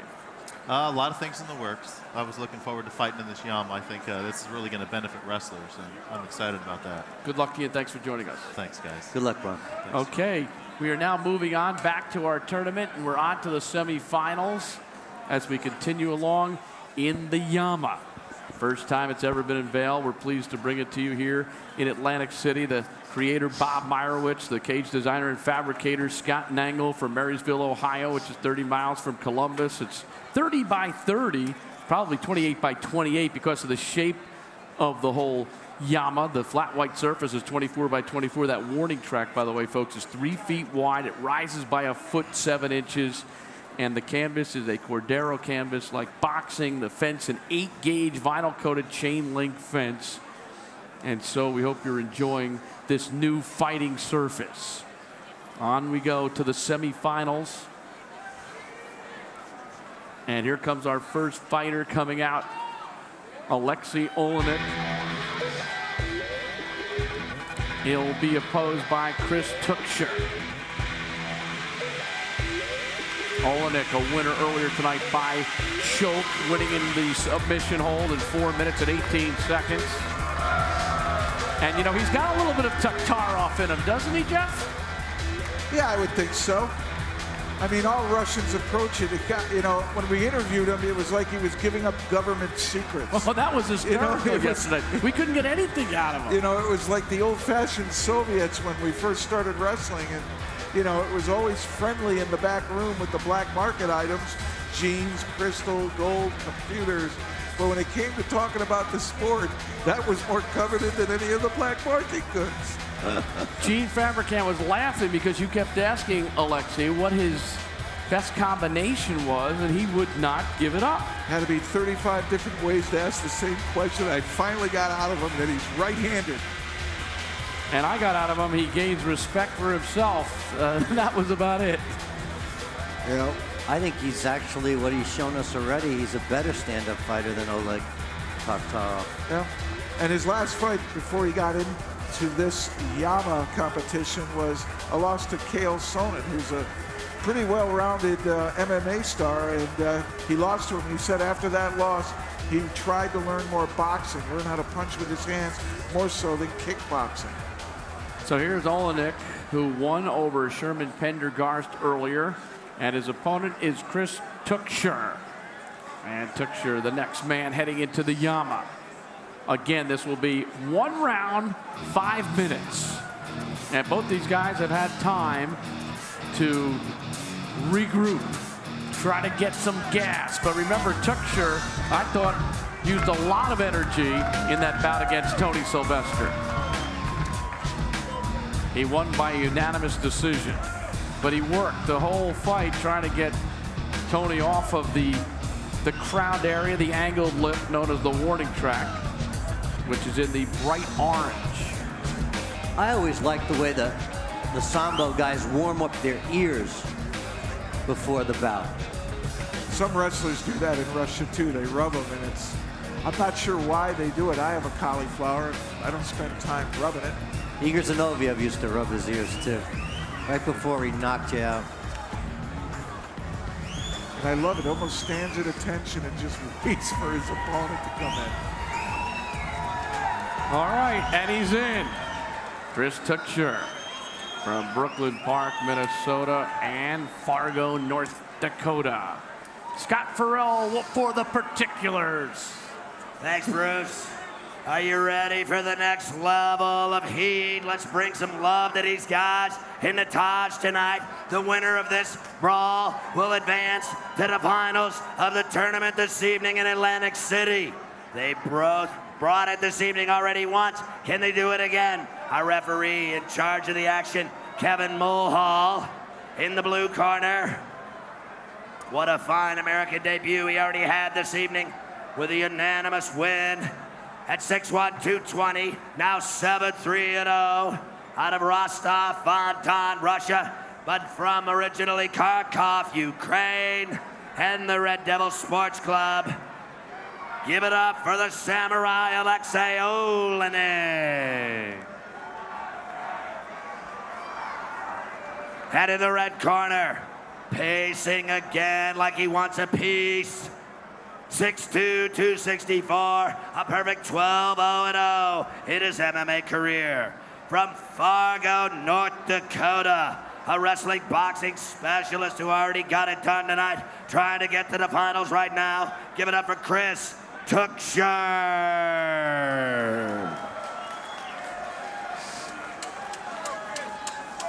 Kevin Mulhall is the third man in the YAMMA as we take a look at the tail of the tape. Both fighters 30 years of age. Tuchscherer has 1 inch on his opponent and 42 pounds, and he is undefeated. Winner of this moves to the finals. 1 5-minute round. YAMMA Pit Fighting. Tuchscherer's going to look for the takedown. Oleinik, I'm sure, is going to try to prevent it. He does have weapons on the ground, but Tuchscherer knows what to do in ground and pound. Let's see what he does up there, close to the fence. Needs to circle, Comes and down. that's what you need to do is circle down. Front headlock. Guillotine attempt. It's tight. Yeah, he's lifting him right up off the ground. Oleinik trying to chop to the stomach to loosen him up. He's making no attempt to separate those hands, is he? He gave it up. And there's the double leg. That's why he gave it up. He'd rather operate in ground and pound. Good attempt, though. Needs to free his arms, and he'll start striking. Different opponent, same style as he used earlier. It's not jiu-jitsu, it's sambo now. Essentially the Russian version. Well, jiu-jitsu specializes in the straight arm bar and the go-behind choke, and sambo specializes in the knee bar and the ankle crank. So a lot of gi in sambo and jiu-jitsu when you remove the gi. And that's why they wore the shorts. Combat sambo also includes punching, almost an MMA version.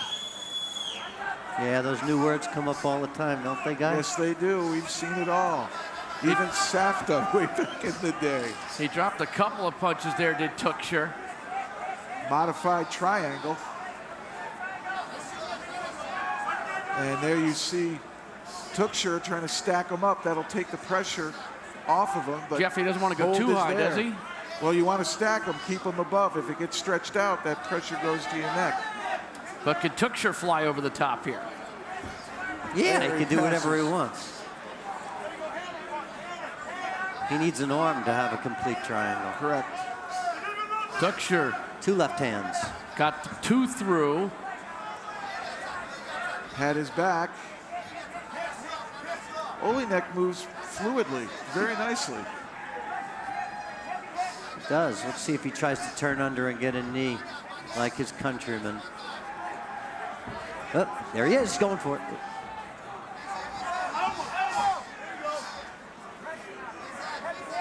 Tuchscherer again using his weight advantage. Been aggressive from the opening. Let's get it on. Well, he keeps driving forward and down. He should posture up. Coming up on 2 minutes to go.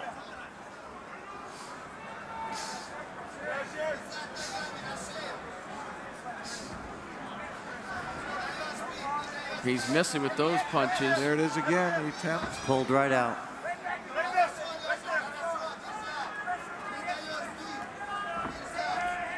Very tough fight to win on your back. And that's the advantage in a short fight. If you can ground them down and control it there, you're in the driver's seat. And that's what wrestlers are doing in this tournament, getting the takedown and using it. He's got him up against the angled lip and continuing to land punches when he can. Oleinik blocks one, but gets to eat another piece of leather. Two left hooks land. There's not much on him, but again, they keep coming. And those little ones into the side there, the ribs, they're hitting, they're hurting. Oleinik knows what he wants to do, but he just can't force it there. This wrestler's got good base, good control. Bucky Maughan, the coach at North Dakota State, must be proud of this. Under a minute to go. Tuchscherer's busy enough. He wants that knee, doesn't he? Yeah, he's really going for it, but no transition. He's just reaching out, and that's not going to work. There's awfully a big leg, too, to be breaking. Tuchscherer's in control of this fight. He just doesn't want to do anything foolish here. Maybe right now swing for the leg. When he was extended like that, he had a shot at reaching under. I agree. He missed the triangle also. Yeah. Now he gets to the side mount. And Short now time. he can reign over those right hands from this angle if he can pull one up. Forearms as well. Well said. Elbows are just kind of getting to the face there. That's hurting. Jeremy Horn started that. And he used to do it from bottom, too. He had vicious elbows. Yes, he did. But pushing the face across and then dropping the elbow down. And that's it. It was very methodical. And a victory, I would think, for Chris Tuchscherer. And maybe the worst 5 minutes of his life. But it has a happy ending.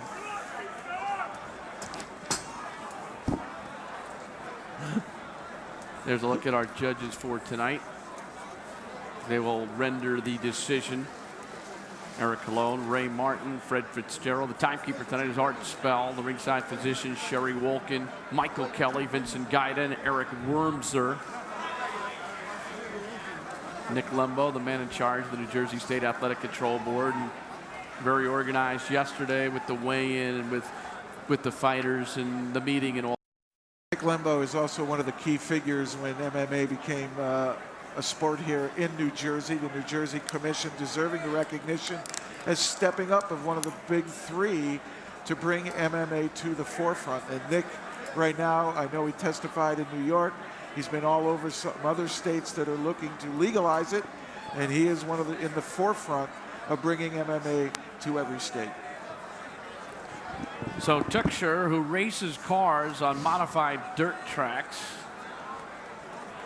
he was riding his opponent there pretty good, just like he did earlier with Tony Sylvester. Trying to stay undefeated tonight. I'd like to see him fight at about 235. That's down about 30. He'd be quicker and maybe stronger. And look better. He would certainly look better on the beach.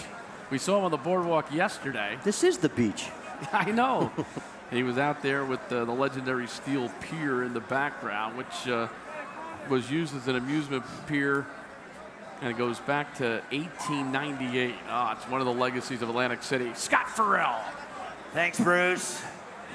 Our judges ringside have made their decision, advancing to the championship tonight of the tournament with 2 victories already and moving on to try to wrap it up and grab himself a title at the Taj. A unanimous decision, and the winner, Chris Tuchscherer.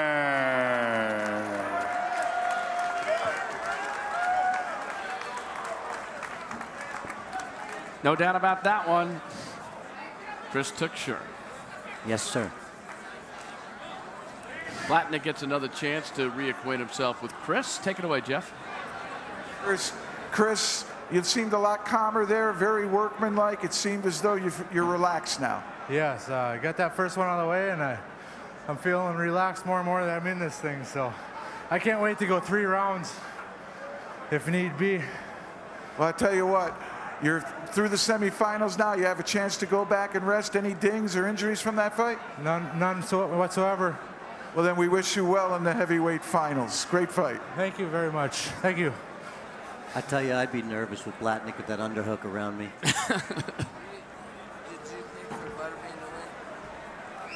So Tuchscherer is on to the finals, remains undefeated. His opponent will come from Travis Wiuff or Ricco Rodriguez.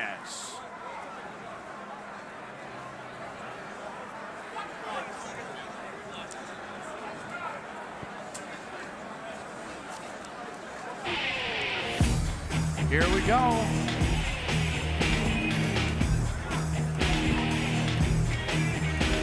The Diesel is underneath that hoodie. Travis Wiuff improved to 49-11 tonight. To be good at fighting, you have to fight. It's gonna hurt, but you gotta do it. He loves to stay busy, and that's why he's had 60 fights. And that quote from Forrest Griffin. That's right. Of the UFC, who he's trained with. Hey, he's fought with Keith Jardine, Alex Schauenauer, Roman Zensov, Marvin Eastman, Travis Fulton. So Johnny's been in there with plenty of tremendous fighters. Yeah, absolutely. I like this kid. And if experience is one of the keys to success, Travis has the most of anybody in this tournament. And Travis scored a unanimous decision in his opening bout against Marcelo Pato Pereira, who came in with high expectations.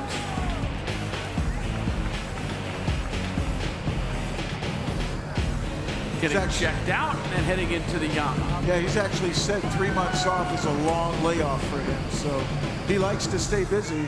And obviously with a 48-11 record, he has found success in MMA. And he's big enough to give Ricco more problems. How about the swelling around the eyes there? I didn't notice. Yeah, there's a little bit on both the left and the right. Let's meet his opponent, Ricco Rodriguez. And he's got plenty of fans here tonight because he is a Staten Island guy, born in San Jose. But He's been around Patterson, New Jersey, Toms River North. I mean, he is a New York area guy. UFC Pride, King of the Cage veteran. Actually trained with Lou Savarese back in 2001 and 2000. Actually through the whole 2000 era. And they love him. Oh, they do. Helped to train Lou Savarese for the Holyfield fight. But Jeffy's 30 now. He says his maturity level has changed. He's becoming a man. He's a father of 3. He's got a 10-year-old, a 19-month, and 1 on, I shouldn't say 3, 2 with 1 on the way. He is trying to put the substance abuse problems of his past in the past. And he did it in a very public way on the Celebrity Rehab of VH1 with Dr. Drew. All right, we're set to go for our second semifinal match, and Scott Farrell will do the formal introduction. All right, fight fans, for our next semifinal and a chance to get into the championship brawl of the evening. It'll all be controlled by Big Dan Murgliata right here in the YAMMA Pit. You ready for some more of this action? You can feel it brewing. After convincing wins tonight, starting off in the blue corner, after the Diesel was so impressive against Pato Pereira, he's ready for his chance to get the title tonight at 6'3", 242, and now 48, 11-0 from the Land of Lakes, 10,000 of them, baby, to grab some schnook out of the boxer, the wrestler, the veteran of UFC, Pride, and IFL, Travis Wiuff.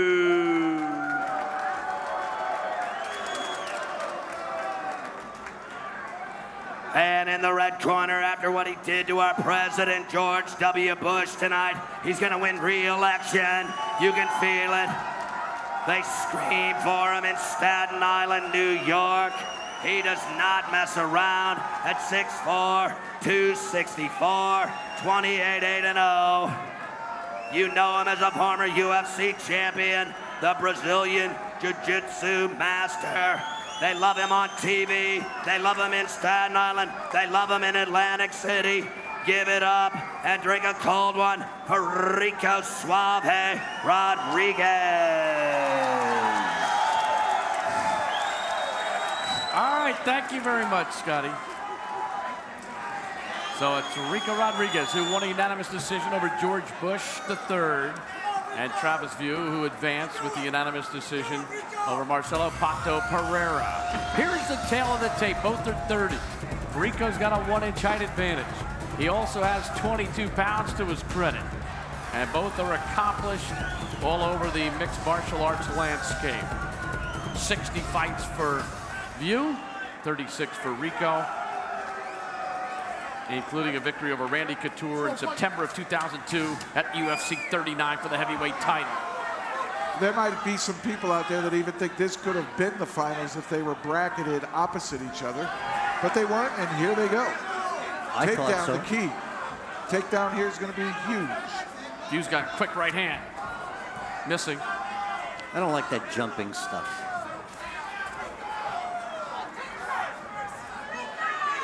Ricco here enjoying slowing it down. Knee to the belly. If I was Wiuff, I'd want to stay outside. Punch. There's the Muay Thai clinch, and he almost walked into a knee. Takedown by Wiuff. And I think that was the highest altitude we've achieved tonight on this ring. Yeah, well, we've had a couple go into the fence, but not for long. Ricco's the tallest. That's true. He was above that fence line. Yeah, it gets him over that 7-7 point. Ricco locking his hands, trying to keep the arms of Wiuff trapped. That keeps the ground and pound from happening, and right now, very effective. Who's winning points now with the judges, Jeff? Well, the takedown counted. Right now, Ricco's doing a good job at defense, but Wiuff now in a position to strike.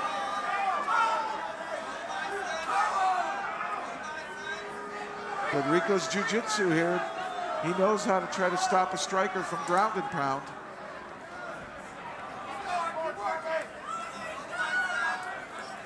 Knock it on.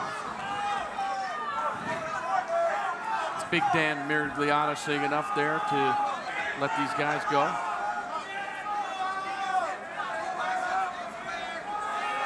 Trying to land a left hand that time, Wiuff, but didn't get through.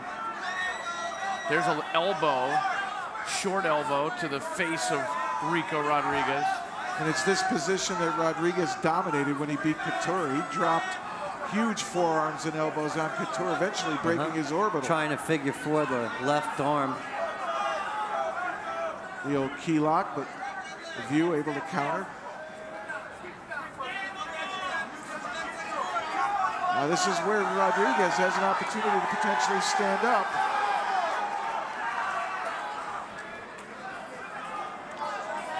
Come on, guys, keep busy now.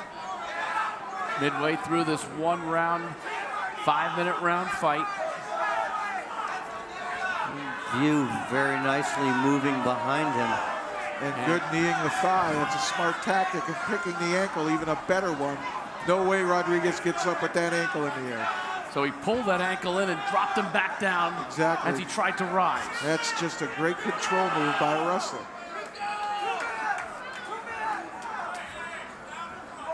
Pops his head out, now he can start swinging again. Steps over that knee and he's inside control. And again, a knee landed by Travis Wiuff. That's another a nice knee. shot. And they're legal to the body even when grounded. Here comes that key lock now by Rodriguez. He's got a much better position with it now. It almost seemed gravity assisted with that incline, but Wiuff again able to wiggle free. I like the way this kid moves.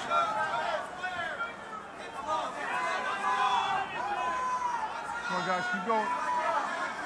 Switch attempt here by Rodriguez. This is a pure wrestling move. And he might get it. Oh, he gave up on it. Wiuff just too active. Come on, guys, let's go. Keep action. Well, he's used to fighting with some real good people. All right, Blake, stand up. All right, there's the break. And here's a chance for Ricco because he's definitely playing from behind here with a minute to go. Oh, the knee may have got him in the groin, and that will be a time situation and a warning. Ricco, neutral corner. It's about the only place. Neutral corner, he got up, he jumped, which is what John said he didn't like, and he nailed Travis in the groin, but they're going to continue now. You guys got 40 seconds. That was an accidental blow. No point, but one warning, right? Let's go. One warning, 40 seconds to go. Ricco's got to make something happen. Nick, just a warning. A couple of right hands now. Smart move. He gets inside now. This eliminates any big strikes. You just got to watch a knockout. That's what he's got to watch. Ricco doesn't have the legs anymore. He can't bring that kick up as well as he used to. See, I just don't like that. Right See hand how by nicely Wiuff. countered it is. Saw it. You take your back leverage foot. right hand and then takes Ricco up against the fence. Nice and drops hip him. lock. Good drop. That counts. Great wrestling skill there. Nice little back step. Turned his hip throwed him down. Final seconds. He's got him on the side, trying to get him to the side mount. Can't get through. 10 seconds, guys. 10 seconds to go. And Wiuff looking good. Dominating Ricco. Absolutely. Right. You know, when you pick that right leg up, when you're throwing a right hand, you take all the power off of your punch. And then when you're eating some leather at the same time, it doesn't help that either. You're off balance. Wiuff is not breathing hard at all. No, he looks like a man on a mission. Very focused. He took less damage in that fight than he did his first fight. Yeah. And I see him walking away with this whole thing.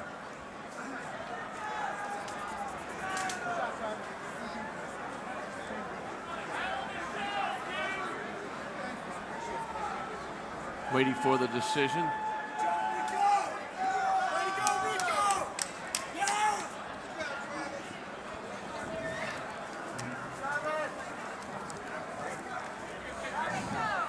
Good look at Nick Lembo and his staff.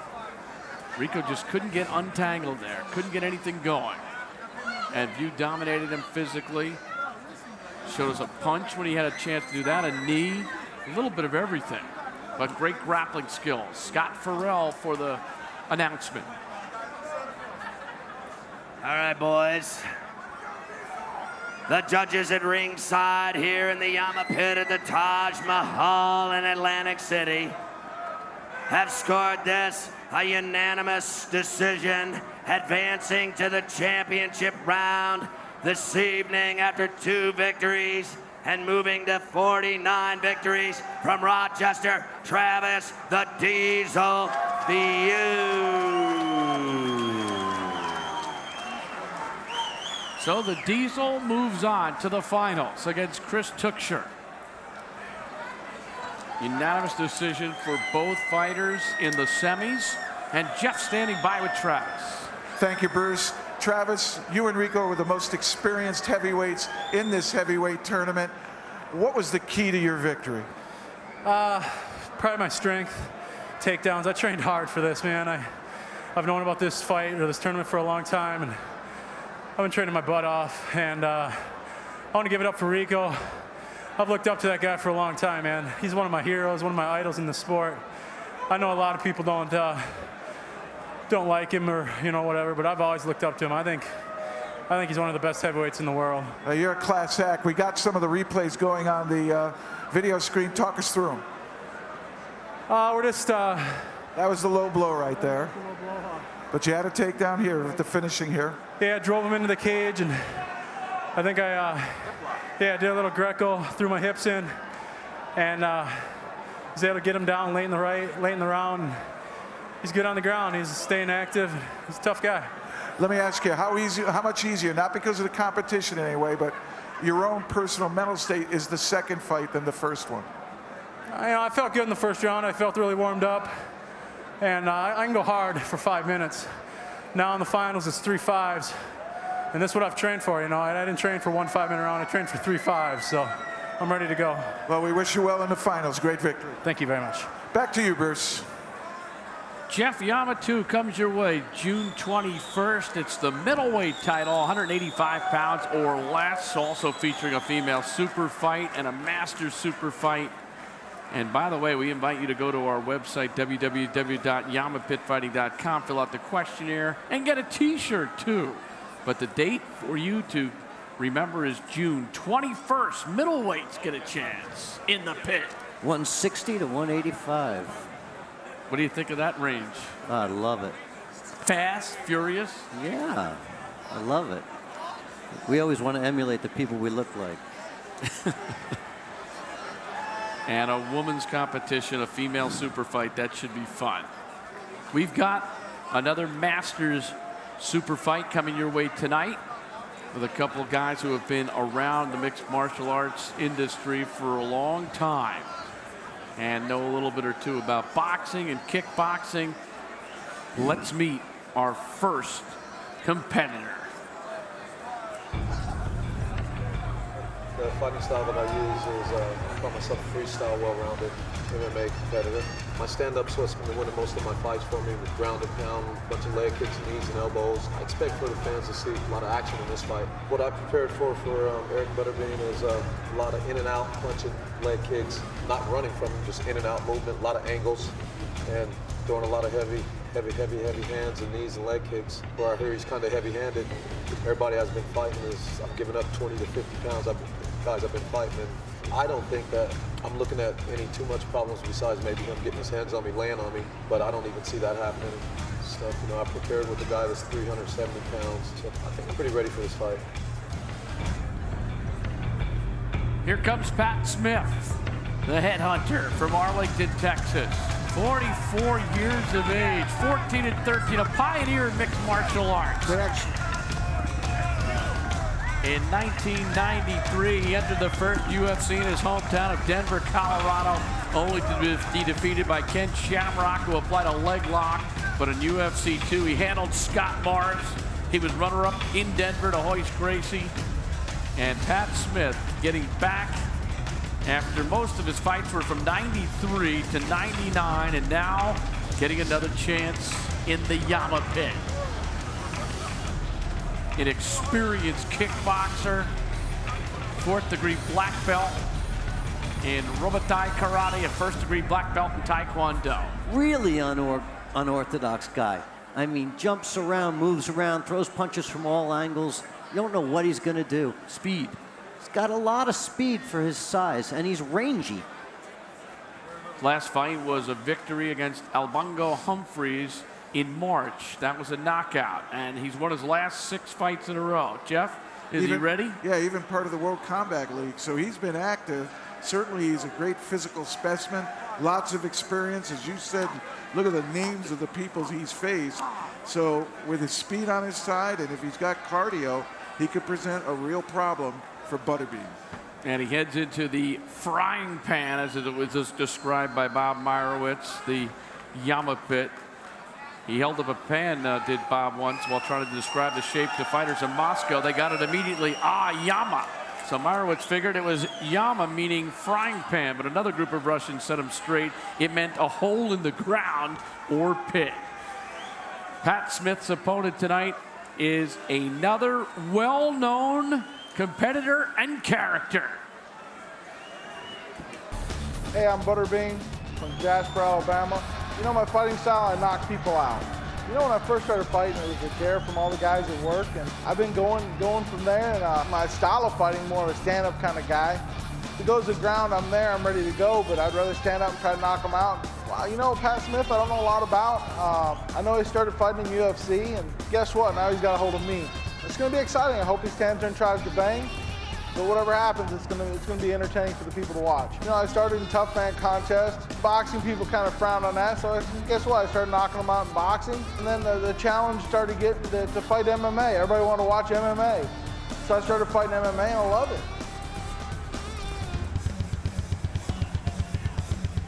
The Bean, heading to the YAMMA Pit. He's been everywhere else, why not? 2-time Tough Man World Champion, an 18-time Tough Man Champ overall in different competitions. Actually a 2-time Tough Man World Champion runner-up. He did WrestleMania, professional boxing, 90 wins, 63 KOs, 14 losses. WrestleMania? That's wrestling. What's the matter with you? He's done it all. And there he is. He's heavy. He's as heavy as I've seen him. A matter of fact, I did a Tough Man World Championship for the Bean back in 1994. He weighed 313, so he's up 103 since then, and I'm down 17 since then. No offense, this ain't tough, man. I'll tell you what, though, Butterbean, he summed it up with these words: I hit real hard. And when I tried to talk to him about that, he immediately pointed out 6 of his wins are by submission. Rear naked choke, key lock, so heel hook in one. So who knows? And he says, did you watch me in Pride, Bruce? You know, I know my stuff. I asked him if he did fall down, how long would it take him to get up? The Bean is in the house. Eric Esch, king of the 4-rounders. Tonight, a 2-rounder, 5 minutes each. Let's go to Scotty Farrell. All righty, Bruce. Are you ready, fight fans, for what you've been waiting for all night long? Bring in the big boys. In charge of the leverage tonight in the YAMMA Pit. Once again, Big Dan, the man. How can I be the man if you're the man, Dan? Mergliotta. In the blue corner. Checking in at 6'2", 240. You do not want to run into this man. At 14, 13-0 in his MMA career, an original UFC veteran, a showman from Denver, Colorado, in the Rockies of the Thin Air, fighting out of Arlington, Texas, a kickboxer and Muay Thai specialist. It's Pat the Headhunter Smith.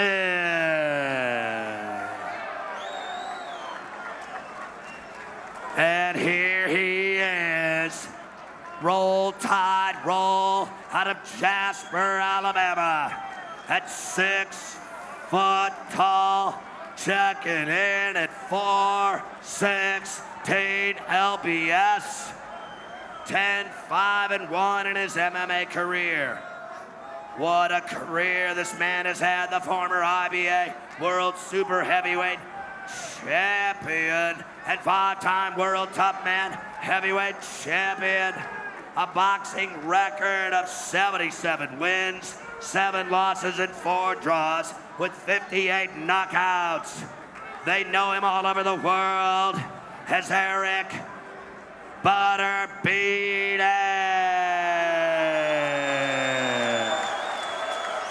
Well, it's scheduled for 2 5-minute rounds. If we get past the first minute of the first round, then we will talk. I think Butterbean's got an angry minute in him.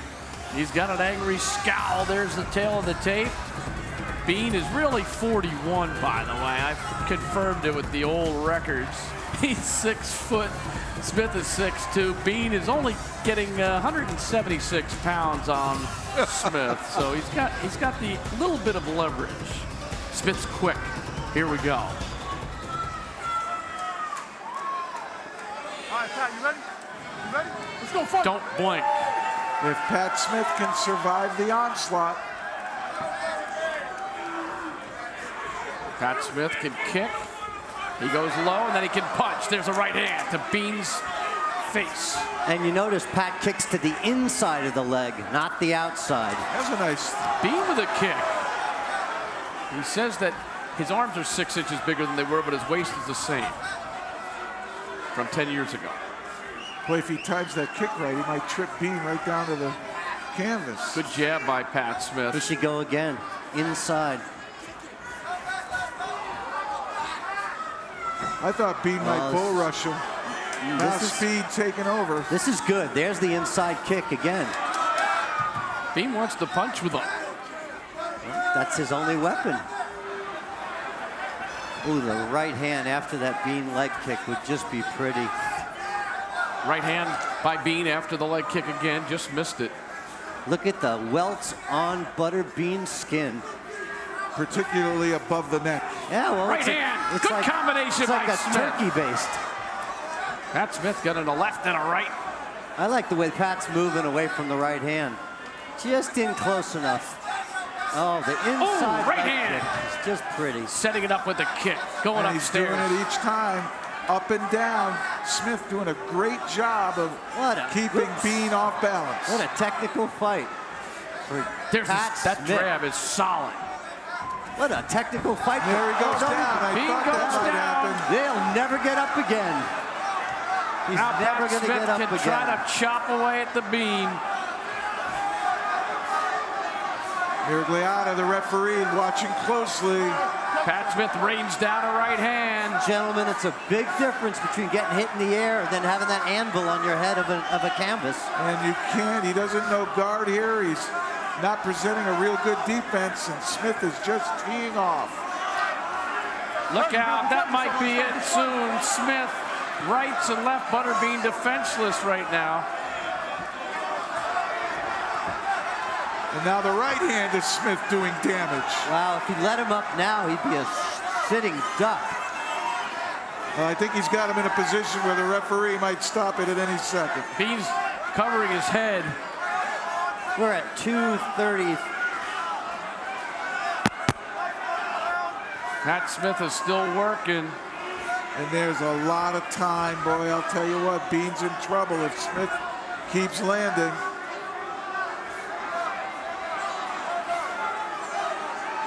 And it reminds me of Keith Hackney against Yarborough. Wow, that's going back. Elbows, punches. Fight back, come on now. Bean has been warned to fight back. I wonder if Pat will just step up and let him up so he can hurt him more. Ooh, that was a mean left elbow. Another one. That's it. That is it. Bean taps out. Pat Smith's most technical fight. Awesome. Picked him apart. Pat Smith was on his feet, landing low leg kicks, following it up with rights and lefts, good combinations, and then down on the ground, he just did the rest of the damage. On the inside, with the follow-up right hand and the left jab, never grazed once, but never getting hit with the big right hand. And he did that inside kick, and it did trip Bean down to the ground. And once he got him there, you were right, Bean was not going to get up. Smith able to get great position, raining blows down. Pat Smith looked like he was in shape. I thought he did a magnificent job. I think it's the best fight of his career. And Pat Smith disagrees with you. John Peretti looks over at you and says, no. That wasn't the best fight of my career, but it was well done. I'm not sure if he heard me. He was saying that the guy didn't have a chance against him. He told us that yesterday, too. Scott Farrell. Thanks, Bruce. At 317, a dominating performance with the ground and pound TKO. A verbal tap out due to heavy striking. Give it up for the winner over the bean, Pat the Headhunter Smith. So Pat Smith in a awesome performance over an overmatched Butterbean. And Pat's ready to go with Jeff Platnick. Pat, just want to talk a little bit about that fight. John Peretti said that might have been the best fight of your career technically. What do you think? He ain't got to even, no one's got to even see me do any groundwork yet. My ground is killer, man. We're up over there, Pat. I'm looking over at my buddy right there, Peretti. But that was a great fight. I mean, you just out-quicked Butterbean. Yeah, no, I'm slipping a lot in here. I don't know if it's because of the new canvas, but I know when I do leg kicks, I don't aim for the muscle on the leg. I aim for the bone, the bottom shin and the bone. And I hurt my legs a lot, but man, other people's not used to them, man, does it make them think 2 or 3. Look up at the video screen. There are those inside kicks. How important were they to knocking Butterbean down? Well, I could have did it with just my hands. I was hoping he'd come clinch with me so I can pop him with some elbows, but you know, he's standing there. I was expecting him to charge me, but can't outbox me, too strong. If he wouldn't have fell down, I'd have probably knocked him out standing up with a head kick or an elbow. I don't take nothing from Butterbean. He's a good dude, good sport and stuff. I respect every man because anything can happen with a heavy hitter like that. He nicked me one time and hit me in the shoulder. Felt the power, but man, you gotta take me out nowadays to beat me. Ain't no tapping, none of that stuff here with me now. Well, once you got him down, you were able to put him away. That was an absolutely fantastic fight. Congratulations, Pat. Okay, can I give a couple shout outs real quick? First of all, I'd like to thank my manager in MMA, martial arts in Arlington. It's my school, all my sparring partners. Ian, Thean, Andy, Antoine, Miguel. I'd like to give all my peoples back in Denver, Colorado a shout out. My mom, Jerry, my brother, Chris, his wife, and everybody else, y'all. And I'd like to thank my girlfriend for being behind me, Lisa Hernandez, all of the kids and her family. What's up, LD? Told you, boy, ain't have nothing coming. Peace, y'all. Pat, congratulations. Great victory. Our super fight champion, Pat Smith. Back to you, Bruce. Yes, sir. He missed thanking the local teller at his bank.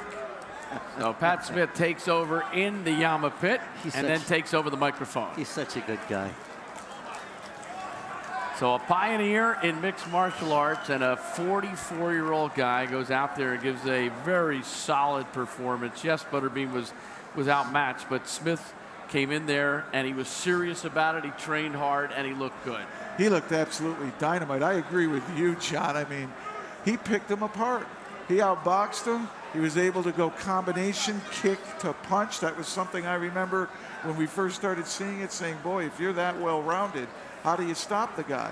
And he was way outweighed, and he was able to avoid the bull rush, use his quickness and his effectiveness, and once he got him down on the ground, he knew how to put Butterbean away. And Butterbean knew how to block outside kicks, but there was never one thrown. So he was blocking outside kicks that never landed, and he was getting caught on the inside. And those inside kicks, I agree with you. You said they were coming. There they were. And they were really ultimately what got Butterbean down to the ground. No pun intended. You know, no pun intended. And I marvel. I mean, 45 years old, going out there, great shape. You know what I think? Total confidence. I think he earned himself another super fight appearance in the YAMMA Pit. I like it. Me too. There's another master out there that's going to want him. It's going to be some bad blood from years gone by. A good look at the Trump Taj Mahal Casino Resort.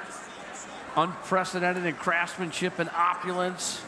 4.5 times more steel than the Eiffel Tower, and we are getting set for our championship bout, the return of the heavyweight tournament in YAMMA Pit Fighting, and Chris Tuchscherer and Travis Wiuff will now make their way for what could be 3 5-minute rounds in this championship. Chris Tuchscherer. The way I see it, I see Ricco Rodriguez being in the finals on the other side of the bracket, and if I get there, it's Ricco Rodriguez is, he's been around. He's and I can't wait to go up against him. It's something to prove myself, see where I'm at in the game, and take it from there.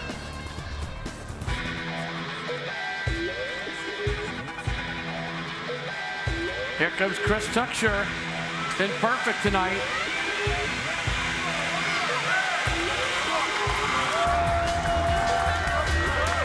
He had a unanimous decision in the semifinals over Aleksei Oleinik, and he had a unanimous decision over Tony Sylvester in the quarterfinals. 13-0 as a pro in mixed martial arts. An adrenaline guy who loves competition, anything he's involved in. Hasn't been in the big name events, Fight Fest, North Star Fighting, DFC, but does it matter if you're getting some experience along the way, or is he down a notch in terms of the level of competition? We're going to see right now. That's not a great answer. I want a definitive one. Well, I agree with John. And the fact is, how do you measure yourself against your competition? And this is probably Chris Tuchscherer's toughest fight on paper to date. He does have a win over Jimmy Ambrose. I have seen Ambrose fight on the West Coast. Big, strong, powerful striker, but he is one-dimensional. He is all about striking. If you take him down, he's a little bit lost. Here, Travis Wiuff, well-rounded, great on the ground, great on his feet. This is a step up. A lot of weapons, too, Travis Wiuff. Absolutely. Who's a better wrestler? You think Tuchscherer's a better wrestler than Travis Wiuff? Well, we're going to find that out right now. Who's got the better double leg? I am sure Chris Tuchscherer is going to be looking to put Wiuff on his back. Let's hear what Travis Wiuff has to say as he gets ready for the championship match. I definitely think I'll be facing Chris Tuchscherer in the finals. I think the way the brackets are set up, he's got an easy road to the finals. They put me and Ricco on the same side, and I'm excited to fight Ricco. I think he's a legend in the sport. And obviously, former UFC heavyweight champion, beat Randy Couture, beat a lot of tough guys. So I'm excited to fight him. I hope we meet in the second round. Chris Tuchscherer's got an easy ride to the finals, and I'd like to meet him in the finals. He's from the same area that I'm in. He's training up in Minnesota, so it'd be fun. So Wiuff had it right. He said, I'm going to face Tuchscherer, whereas Tuchscherer said he thought he was going to face Rodriguez. It's got to be something when you're called out in an interview that happened the day before. That's right. That was not tonight. That was on the boardwalk yesterday, and he called it. Let's see the way it unfolds now. And these two are aware of who each other are. They both do train up in Minnesota, so there's a little bit of pride going on, particularly since Tuchscherer is a North Dakotan. Well, his hometown is Fargo. He trains in the Minnesota Mixed Martial Arts Facility in Brooklyn Park, Minnesota. Wiuff is from Rochester, Minnesota. Heavyweight state champion in Minnesota. Went to Rochester Community College, then Minnesota State. So you're right, a lot of Minnesota riding on the line here. A lot of pride in the state. Absolutely. Not a lot of sun. They're just off winter. The ice, I don't think, has left all the lakes yet. And I'll bet you there's a few ice shanties still out there that didn't get out in time. So this is the heavyweight final of the heavyweight tournament in the first YAMMA Pit Fighting event. Little swelling over that left eye, you see it? A little bit of a mouse. Yeah, and under the left eye too. He's got some swelling on both eyes. Tuchscherer looks a lot better in that regard. Comes Travis Wiuff. He's 50-11, counting his 2 wins tonight in MMA competition. I like this guy. Yeah, Travis, it's 3 rounds. 3 rounds, 5 minutes each. For the formal introduction of our championship bout, here's Scott Farrell. Thanks, Bruce. Here we are after the tournament and 2 victories apiece for these badasses and warriors ready for the heavyweight title and grabbing that YAMMA Pit belt to strap on. This is what it's all about at the Taj. Are you ready to dance? Shake it. Ooh. In the blue corner, with wins over Marcelo Pereira and Ricco Rodriguez this evening, moving his MMA record to 49 wins, 11 losses with no draws. From the land of legs in Rochester, Mini, home of the Wild, a UFC Pride IFL veteran. They know him, they've seen him tonight. Pair his goods on the YAMMA Pit and getting it on all night long. Travis the Diesel Wiuff.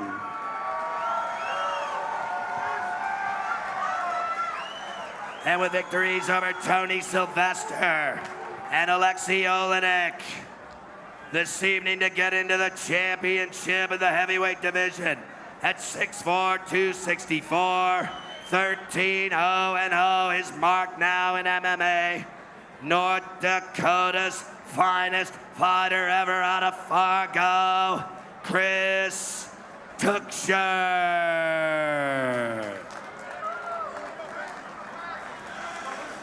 Wiuff against Tuchscherer for the first YAMMA heavyweight tournament belt. Tail of the tape. Both are 30 years of age. Wiuff has got 1 inch on his opponent. Tuchscherer has 20 pounds. Tuchscherer is undefeated. Wiuff has been in there with some very formidable opponents. He is 49-11.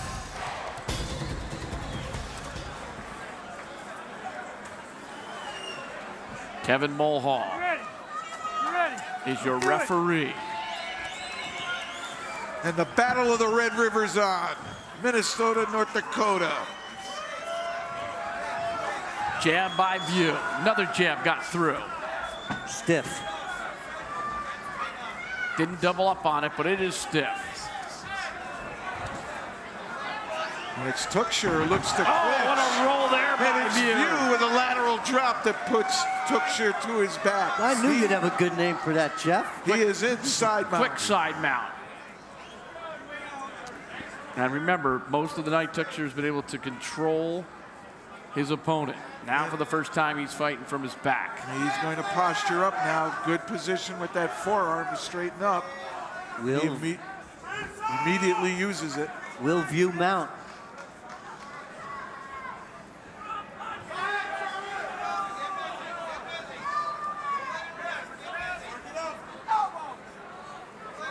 From our vantage point right now, the view is good.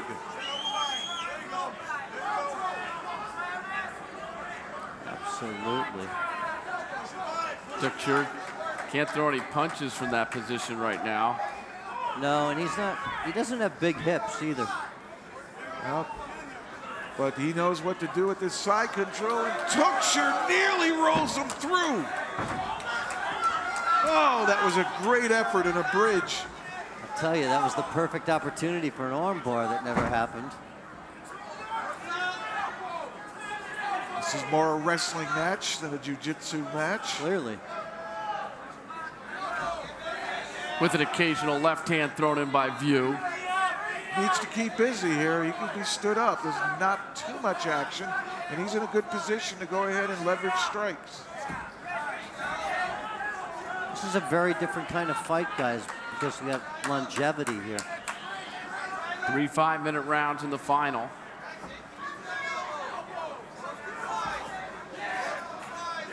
Conditioning is going to be really important. And when he's on his back really doing those bridges, that's blowing a lot of energy. Oh, Tuchscherer gets to his Nicely feet. done. Good duck under to get out of that guillotine choke. I'm looking for knees. Nice right hand. He's blowing up. Yeah. Right hand by Tuchscherer got through. An exchange. Wiuff's got some swelling around the left eye. That right hand got to the side of the head. Tuchscher's telegraphing, too. Of Tuchscherer. Usually when a guy laughs in boxing, he's been hurt. That's exactly right. You could play it off as amusing, but deep down, you got whacked. 2 minutes to go, first round, scheduled for 3. End on the ear.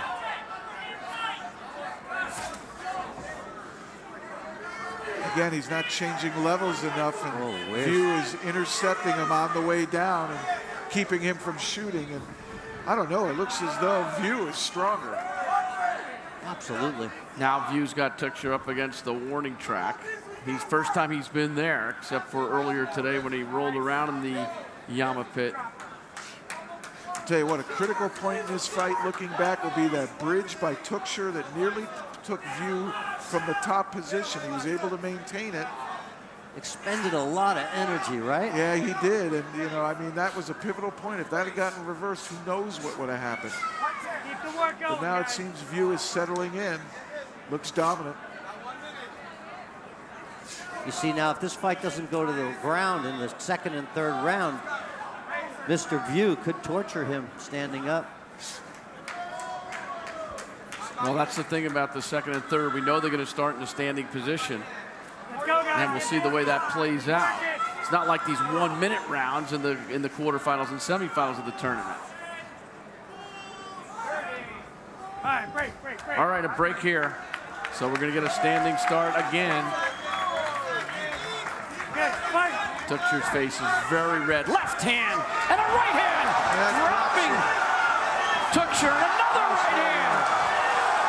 And he's in big trouble now. He's got to be careful about striking the back of the head. That could be a foul. But there's blood pouring from the nose. Well, that nose broke.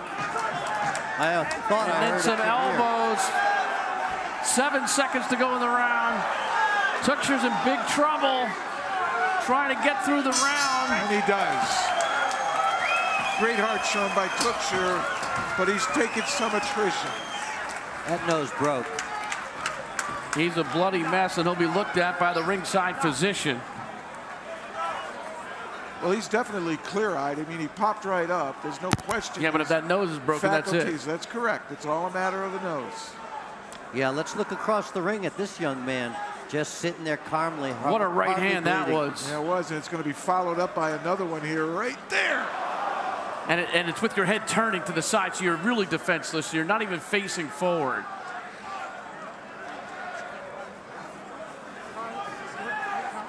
Doctor's talking to him. Tuchscherer's got all his faculties. Just a matter if that nose is busted or not. Well, he's going to be allowed to continue, it looks like. They'll just keep a close eye on it. He is fatigued. Look He's as though going to have a hard time breathing because it's going to swell right now. And it also looked like the doctor was asking him some questions that he didn't seem quite to understand. I think he was worried the fight might get stopped. And that could change your whole mental outlook. And this could be torture, standing up now. Gotta like the courage of Tuchscherer. I like what he did there. Fake shot, tried to pull front headlock. Yeah, you see what Wiuff is doing now? He's going to stand this fight up. And bang.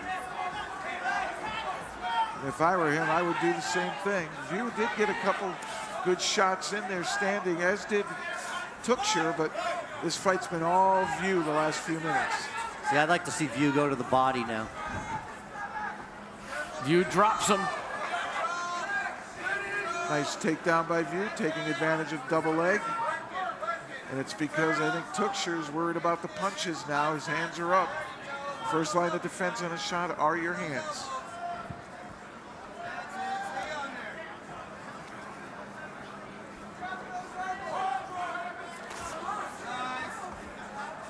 It's the forearm that landed on Tuchscherer's face. So Jeremy Horns. Nice. And here's where all that experience comes into play. And we talked a little bit about level of competition, and Wiuff certainly having seen more high-level fighters than the young And he mounts. Tuchscherer. And he leaves. I'll tell you what, Tuchscher's got a hell of a bridge. You might get blown off the top by that in a full mount. Might be his only chance. Travis Wiuff, second of 3 scheduled rounds, and he's controlling it in Tuchscher's bloody mess. See, I thought this fight would have been prettier standing up right now. And you're going to get your wish. That's exactly what Kevin Mulhall does. Stands him up again. 3 minutes to go in this second round. Tuchscher's got a good jab. If he can double up on that jab, yeah, maybe he needs to throw more than one. Yeah. Yeah, but kids, he looks away when he throws it.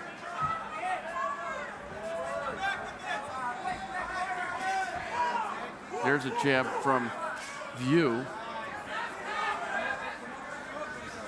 Here comes the right hand. Wiuff's waiting right in.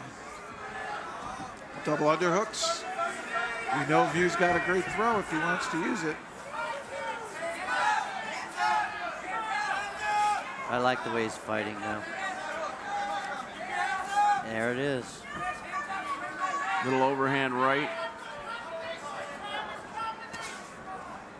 He's got might set up that straight right hand. Instead, he tries to think about another takedown. And Tuchscher's change of level just isn't quick enough to penetrate. No knees. No knees to that body. I'm shocked. Now you're talking about a kickboxer here, Mr. Pereira. I apologize. Well, it's true. There's a lot of weapons we're not seeing right there in the clinch, and that's typical of Muay Thai.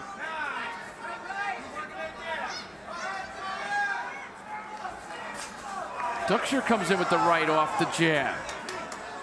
First time he's thrown a combination like that. Oh, here we go. Here's that position. We saw Wiuff use it to get a lateral drop. Little escape by Tuchscherer. Tuchscher's out of gas.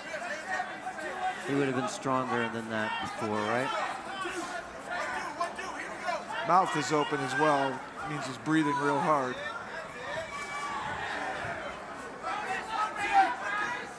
Jeff, you surprised Wiuff is fighting the fight as a boxer right now? I agree with John. He feels comfortable here because he doesn't feel that threatened. On the ground, you know, who knows what happened? They've been stood up, so why not just stay here and do your thing? One right hand to the body by Mr. Wiuff, and this whole fight could change. Tuchscher's lunging. Almost a desperation lunge. Yeah. Finally, we saw the NASCAR running around the canter. Well, I was wondering when he's trying to bull rush him, why try to pick your way in when you can bull rush your Nice way counter right hand by Wiuff. Yeah, it was a short one.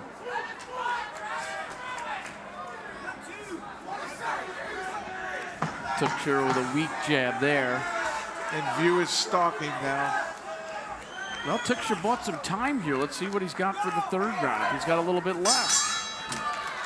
He didn't take the kind of punishment that you expected, John, Had a much from better round. Wiuff in a boxing scenario. I think he let him off the hook, actually. Yeah. If I was in Wiuff's corner right now, I'd be pinching him and screaming at him.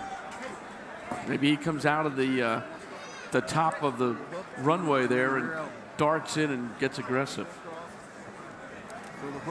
Third and final round coming up. Well, the way I look at it is Tuchscherer is not winning the boxing match, so you got to change the boxing match into more of a brawl and charge him and bull rush and try to pick the edges as you break. And who knows, maybe then he can finally get to the takedown. Right now, trying to pick from the outside, he's not quick enough with his change of level to do it. So we are headed for the third and final round as Bell from Bayside, New York, so nicely displays. Boy, that was a quick minute. 5 minutes remaining for the YAMMA Pit Fighting Tournament Heavyweight title. This looks like Tuchscherer still got some energy left. And he looks more revived. He's up on his toes a little bit. That's going to dissipate fast. Oh, I thought he was going to hip toss again, but he does fold him down. And he pulls him down, the little get him on the flat area. Edged lip there.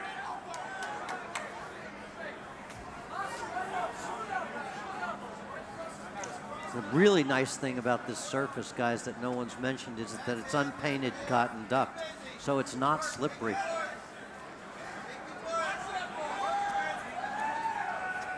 Let's work.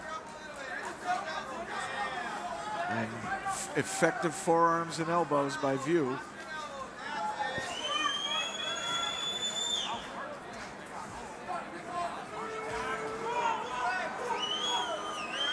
Tuchscherer knows he's got to do something in these last 4 minutes if he's got any chance, but he's so busy playing defense, he can't mount any offensive. Maybe try to crawl up the incline, the warning track, get to the fence and wiggle his way up to his feet. Or try to flip him like he did in the first round. But Wiuff doing great job of controlling. Watch your fingers.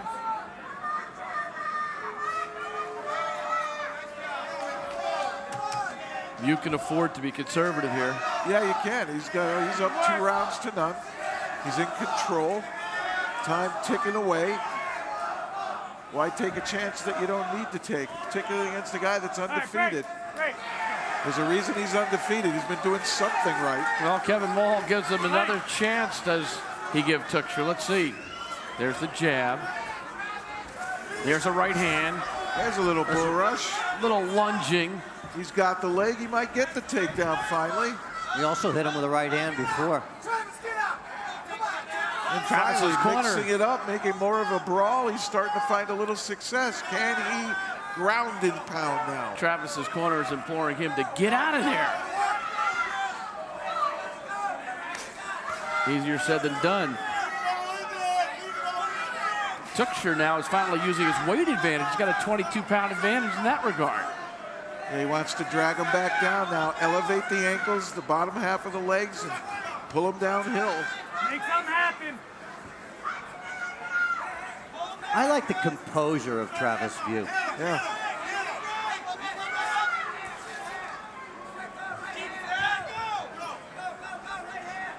Coming up on 2 minutes in the third and final round. Able to work his way up. Look how pretty that was. Wiuff could come off a clinch here and maybe throw a right hand. Here's an attempted throw by Tuchscherer, but Wiuff would have none of it. With 2 minutes worth of right hands to follow and off the shoulder. Who would have thought that Tuchscherer would be here for the last 2 minutes of this fight in the first round? I think he let him off the hook in the second round.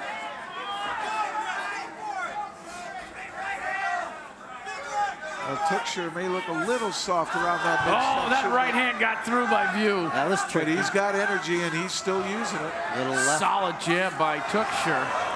2 of them now. But Wiuff could set him up for a big right.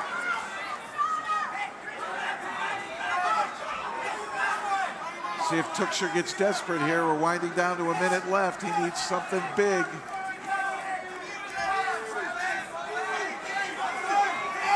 Essentially, I think he's going to need a stoppage of some sort. One knee could finish this. Tuchscherer has fought a courageous fight. Could have caved in easily early. Both these guys have thrown good jabs. Nice left right by Tuchscherer. Tuchscherer's going to walk into a right hand if he's not careful, though, and he could go down. I don't like the way he turns his face when he throws punches. Tuchscherer's chasing him. He's trying to get him at the same time. He's leaving himself open for a knockout, but it doesn't matter now. With 23 seconds to go, he's going to let it all hang out. If he wants any chance, Tuchscherer's only chance is a knockout. He hit him with the left hand. He hit Wiuff, he hurt him. But Wiuff smartly goes to the leg and takes him down. As much a defensive move as an offensive move. Absolutely a defensive move.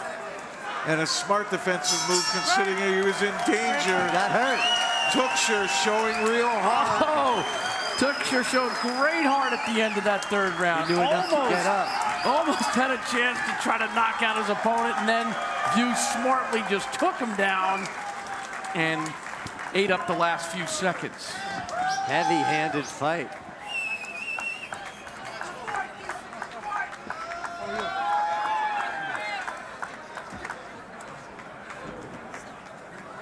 It could have been a one-sided blowout. It still was a one-sided dominant fight, but you always have that chance. You always have that puncher's chance that you can knock somebody out in the last 20 seconds. And everyone probably thought that with Butterbean, too.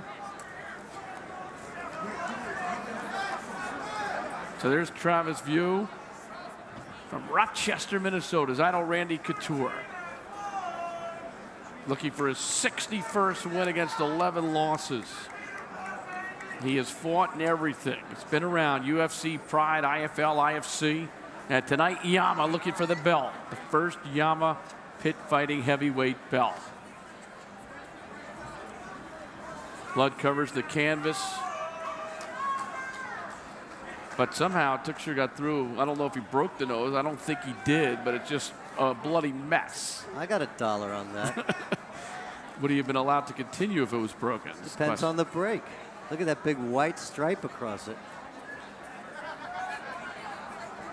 So we'll wait for the judge's decision, which should be unanimous. But Tuchscherer at least kept it into a fight. He hung in there. Tuchscher's got a head like a rock. It's a big head. It's huge. And Tuchscherer having the extra 20+ pounds helped too. Bob Meyerowitz is in the YAMMA with the belt. Bob, the founder. We go way back.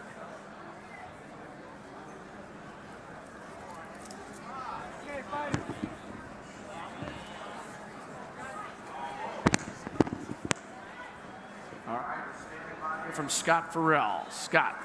Thank you very much, Bruce, and fight fans. I hope you've enjoyed this incredible evening in the YAMMA Pit at the lovely Taj Mahal in Atlantic City, New Jersey. Great fights all night long. To all the competitors and badasses that got down on the pit tonight and threw it around. What a bunch of warriors. Our judges at ringside score the fight. Mr. Cologne, 29-28.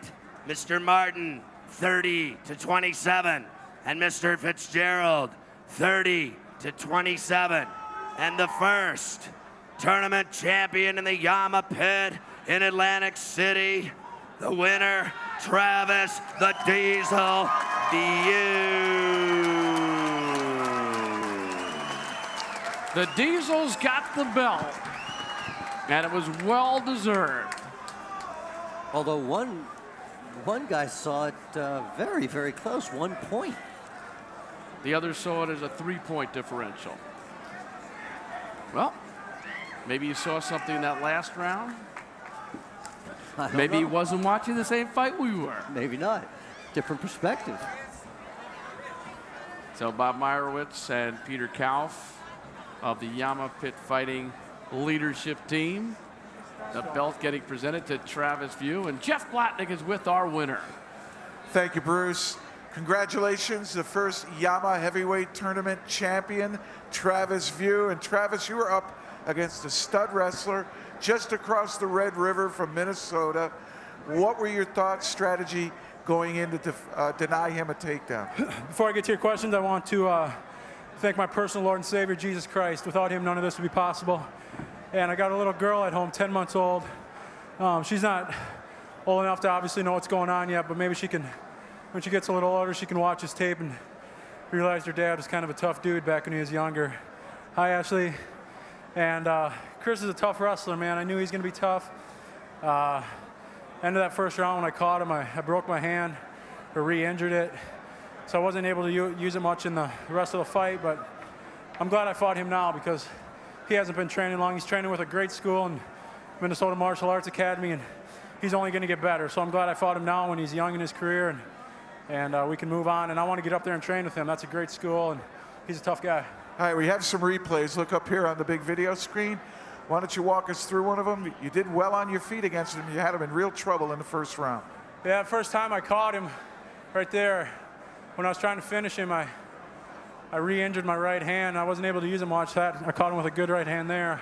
I was hoping to finish him, but he's a tough guy, man. He wasn't going to go down without a fight. He fought 2 tough guys tonight, and He's a tough guy, great wrestler, tough guy. And you had the stamina despite 2 other fights to get to the finals. What's going through your mind backstage before you walk out? That's what I trained for. You know, I didn't train for 1 5-minute round. I trained hard for 25 minutes. I thought I would be in the finals. I trained hard enough to be in the finals, and you know, hard work pays off. It goes to show that all that running and lifting and all the cardio, you know, we do back home pays off. So I want to thank all my training partners back in Rochester, 4th Street Box Gym. I couldn't do it without you guys. Well, you did the training, you got the strikes, and now you got the belt. Congratulations, Travis Wiuff, YAMMA's first heavyweight tournament champion. Thanks, Jeff. I want to thank YAMMA for the opportunity. They treat fighters awesome, you know, very professionally. I want to thank Bob. It was a great show, and I hope I can come back and compete. It was fun. Very good. Congratulations. Bruce, back to you. All right, thank you very much, Jeff. So Travis Wiuff is our first champion in YAMMA Pit Fighting, as he gets through the evening by winning 3 bouts. Earlier tonight, Pat Smith with some ground and pound, getting Butterbean to verbally tap out at 317. He won 1 super fight, and Oleg Taktarov with a knee bar at 150 of the first round was able to beat Mark Kerr in his super fight. But it was Travis Wiuff who really ended up the first star of YAMMA Pit Fighting, and he did it by showing us a wide array of ability. Yeah, technical ability. And I liked him. I liked him from the start. Yeah, Travis Wiuff, he came in real shape. He looked really, really good. Heck, the picture of him on some of the websites make him look a little puffy. He isn't puffy. He is ripped. And with all that experience from all those fights, a lot of good people that he's been in a cage with or in the YAMMA with, he has the skills to need to get it done. He's a solid wrestler and a good striker. And, you know, he told us he expected to face Tuchscherer, so he kind of thought this whole thing through, and that's not being arrogant or cocky. It's just really having a plan. And a big game plan, an accurate one. I'd like to see him get a couple more skills in there. You know, unfortunately, you know, he looks like a really dominant wrestler, but I'd like to see him, you know, be able to use his legs and hands a little better. Jeff, final thoughts about the YAMMA Pit, which we saw tonight. Did you see anything that you didn't expect? Did you see stuff that you did expect, and why? I only saw a couple fighters actually get up to the fence, and that's really what the YAMMA was designed for, is to keep the action in the center. So I was really happy with that. There are a little bit of things when you're backing up. If you're not ready to go up an incline, you go down in a hurry and in a ball. So I was really impressed that the YAMMA, the structure, did what it was designed to do. Fighting stayed mainly on the white surface, the flat area, and that keeps the environmental factor out of the fight. All right, guys, it was a lot of fun. John Peretti, Jeff Blatnick. All right, Bruce. Our announcer, Scott Farrell. We enjoyed working with all you guys tonight. I hope you enjoyed the first YAMMA Pit Fighting from the Taj Mahal here in Atlantic City, New Jersey. And the champion, the first champion, Travis Wiuff. Don't forget, we've got a fight coming up on June 21st. It's the middleweight title fight, 160 to 185 pounds, plus a master super fight and a women's super fight to go with it. You can always go to www.yammapitfighting.com to fill out a questionnaire about tonight, and also weigh in with any of your thoughts and grab a T-shirt along the way. That's always a bonus. A free T-shirt for filling out that survey. That's it from Atlantic City, from the Mark Edis Arena. Hope you enjoyed it, and good night, everyone. Thanks for joining us. Thank you, gentlemen.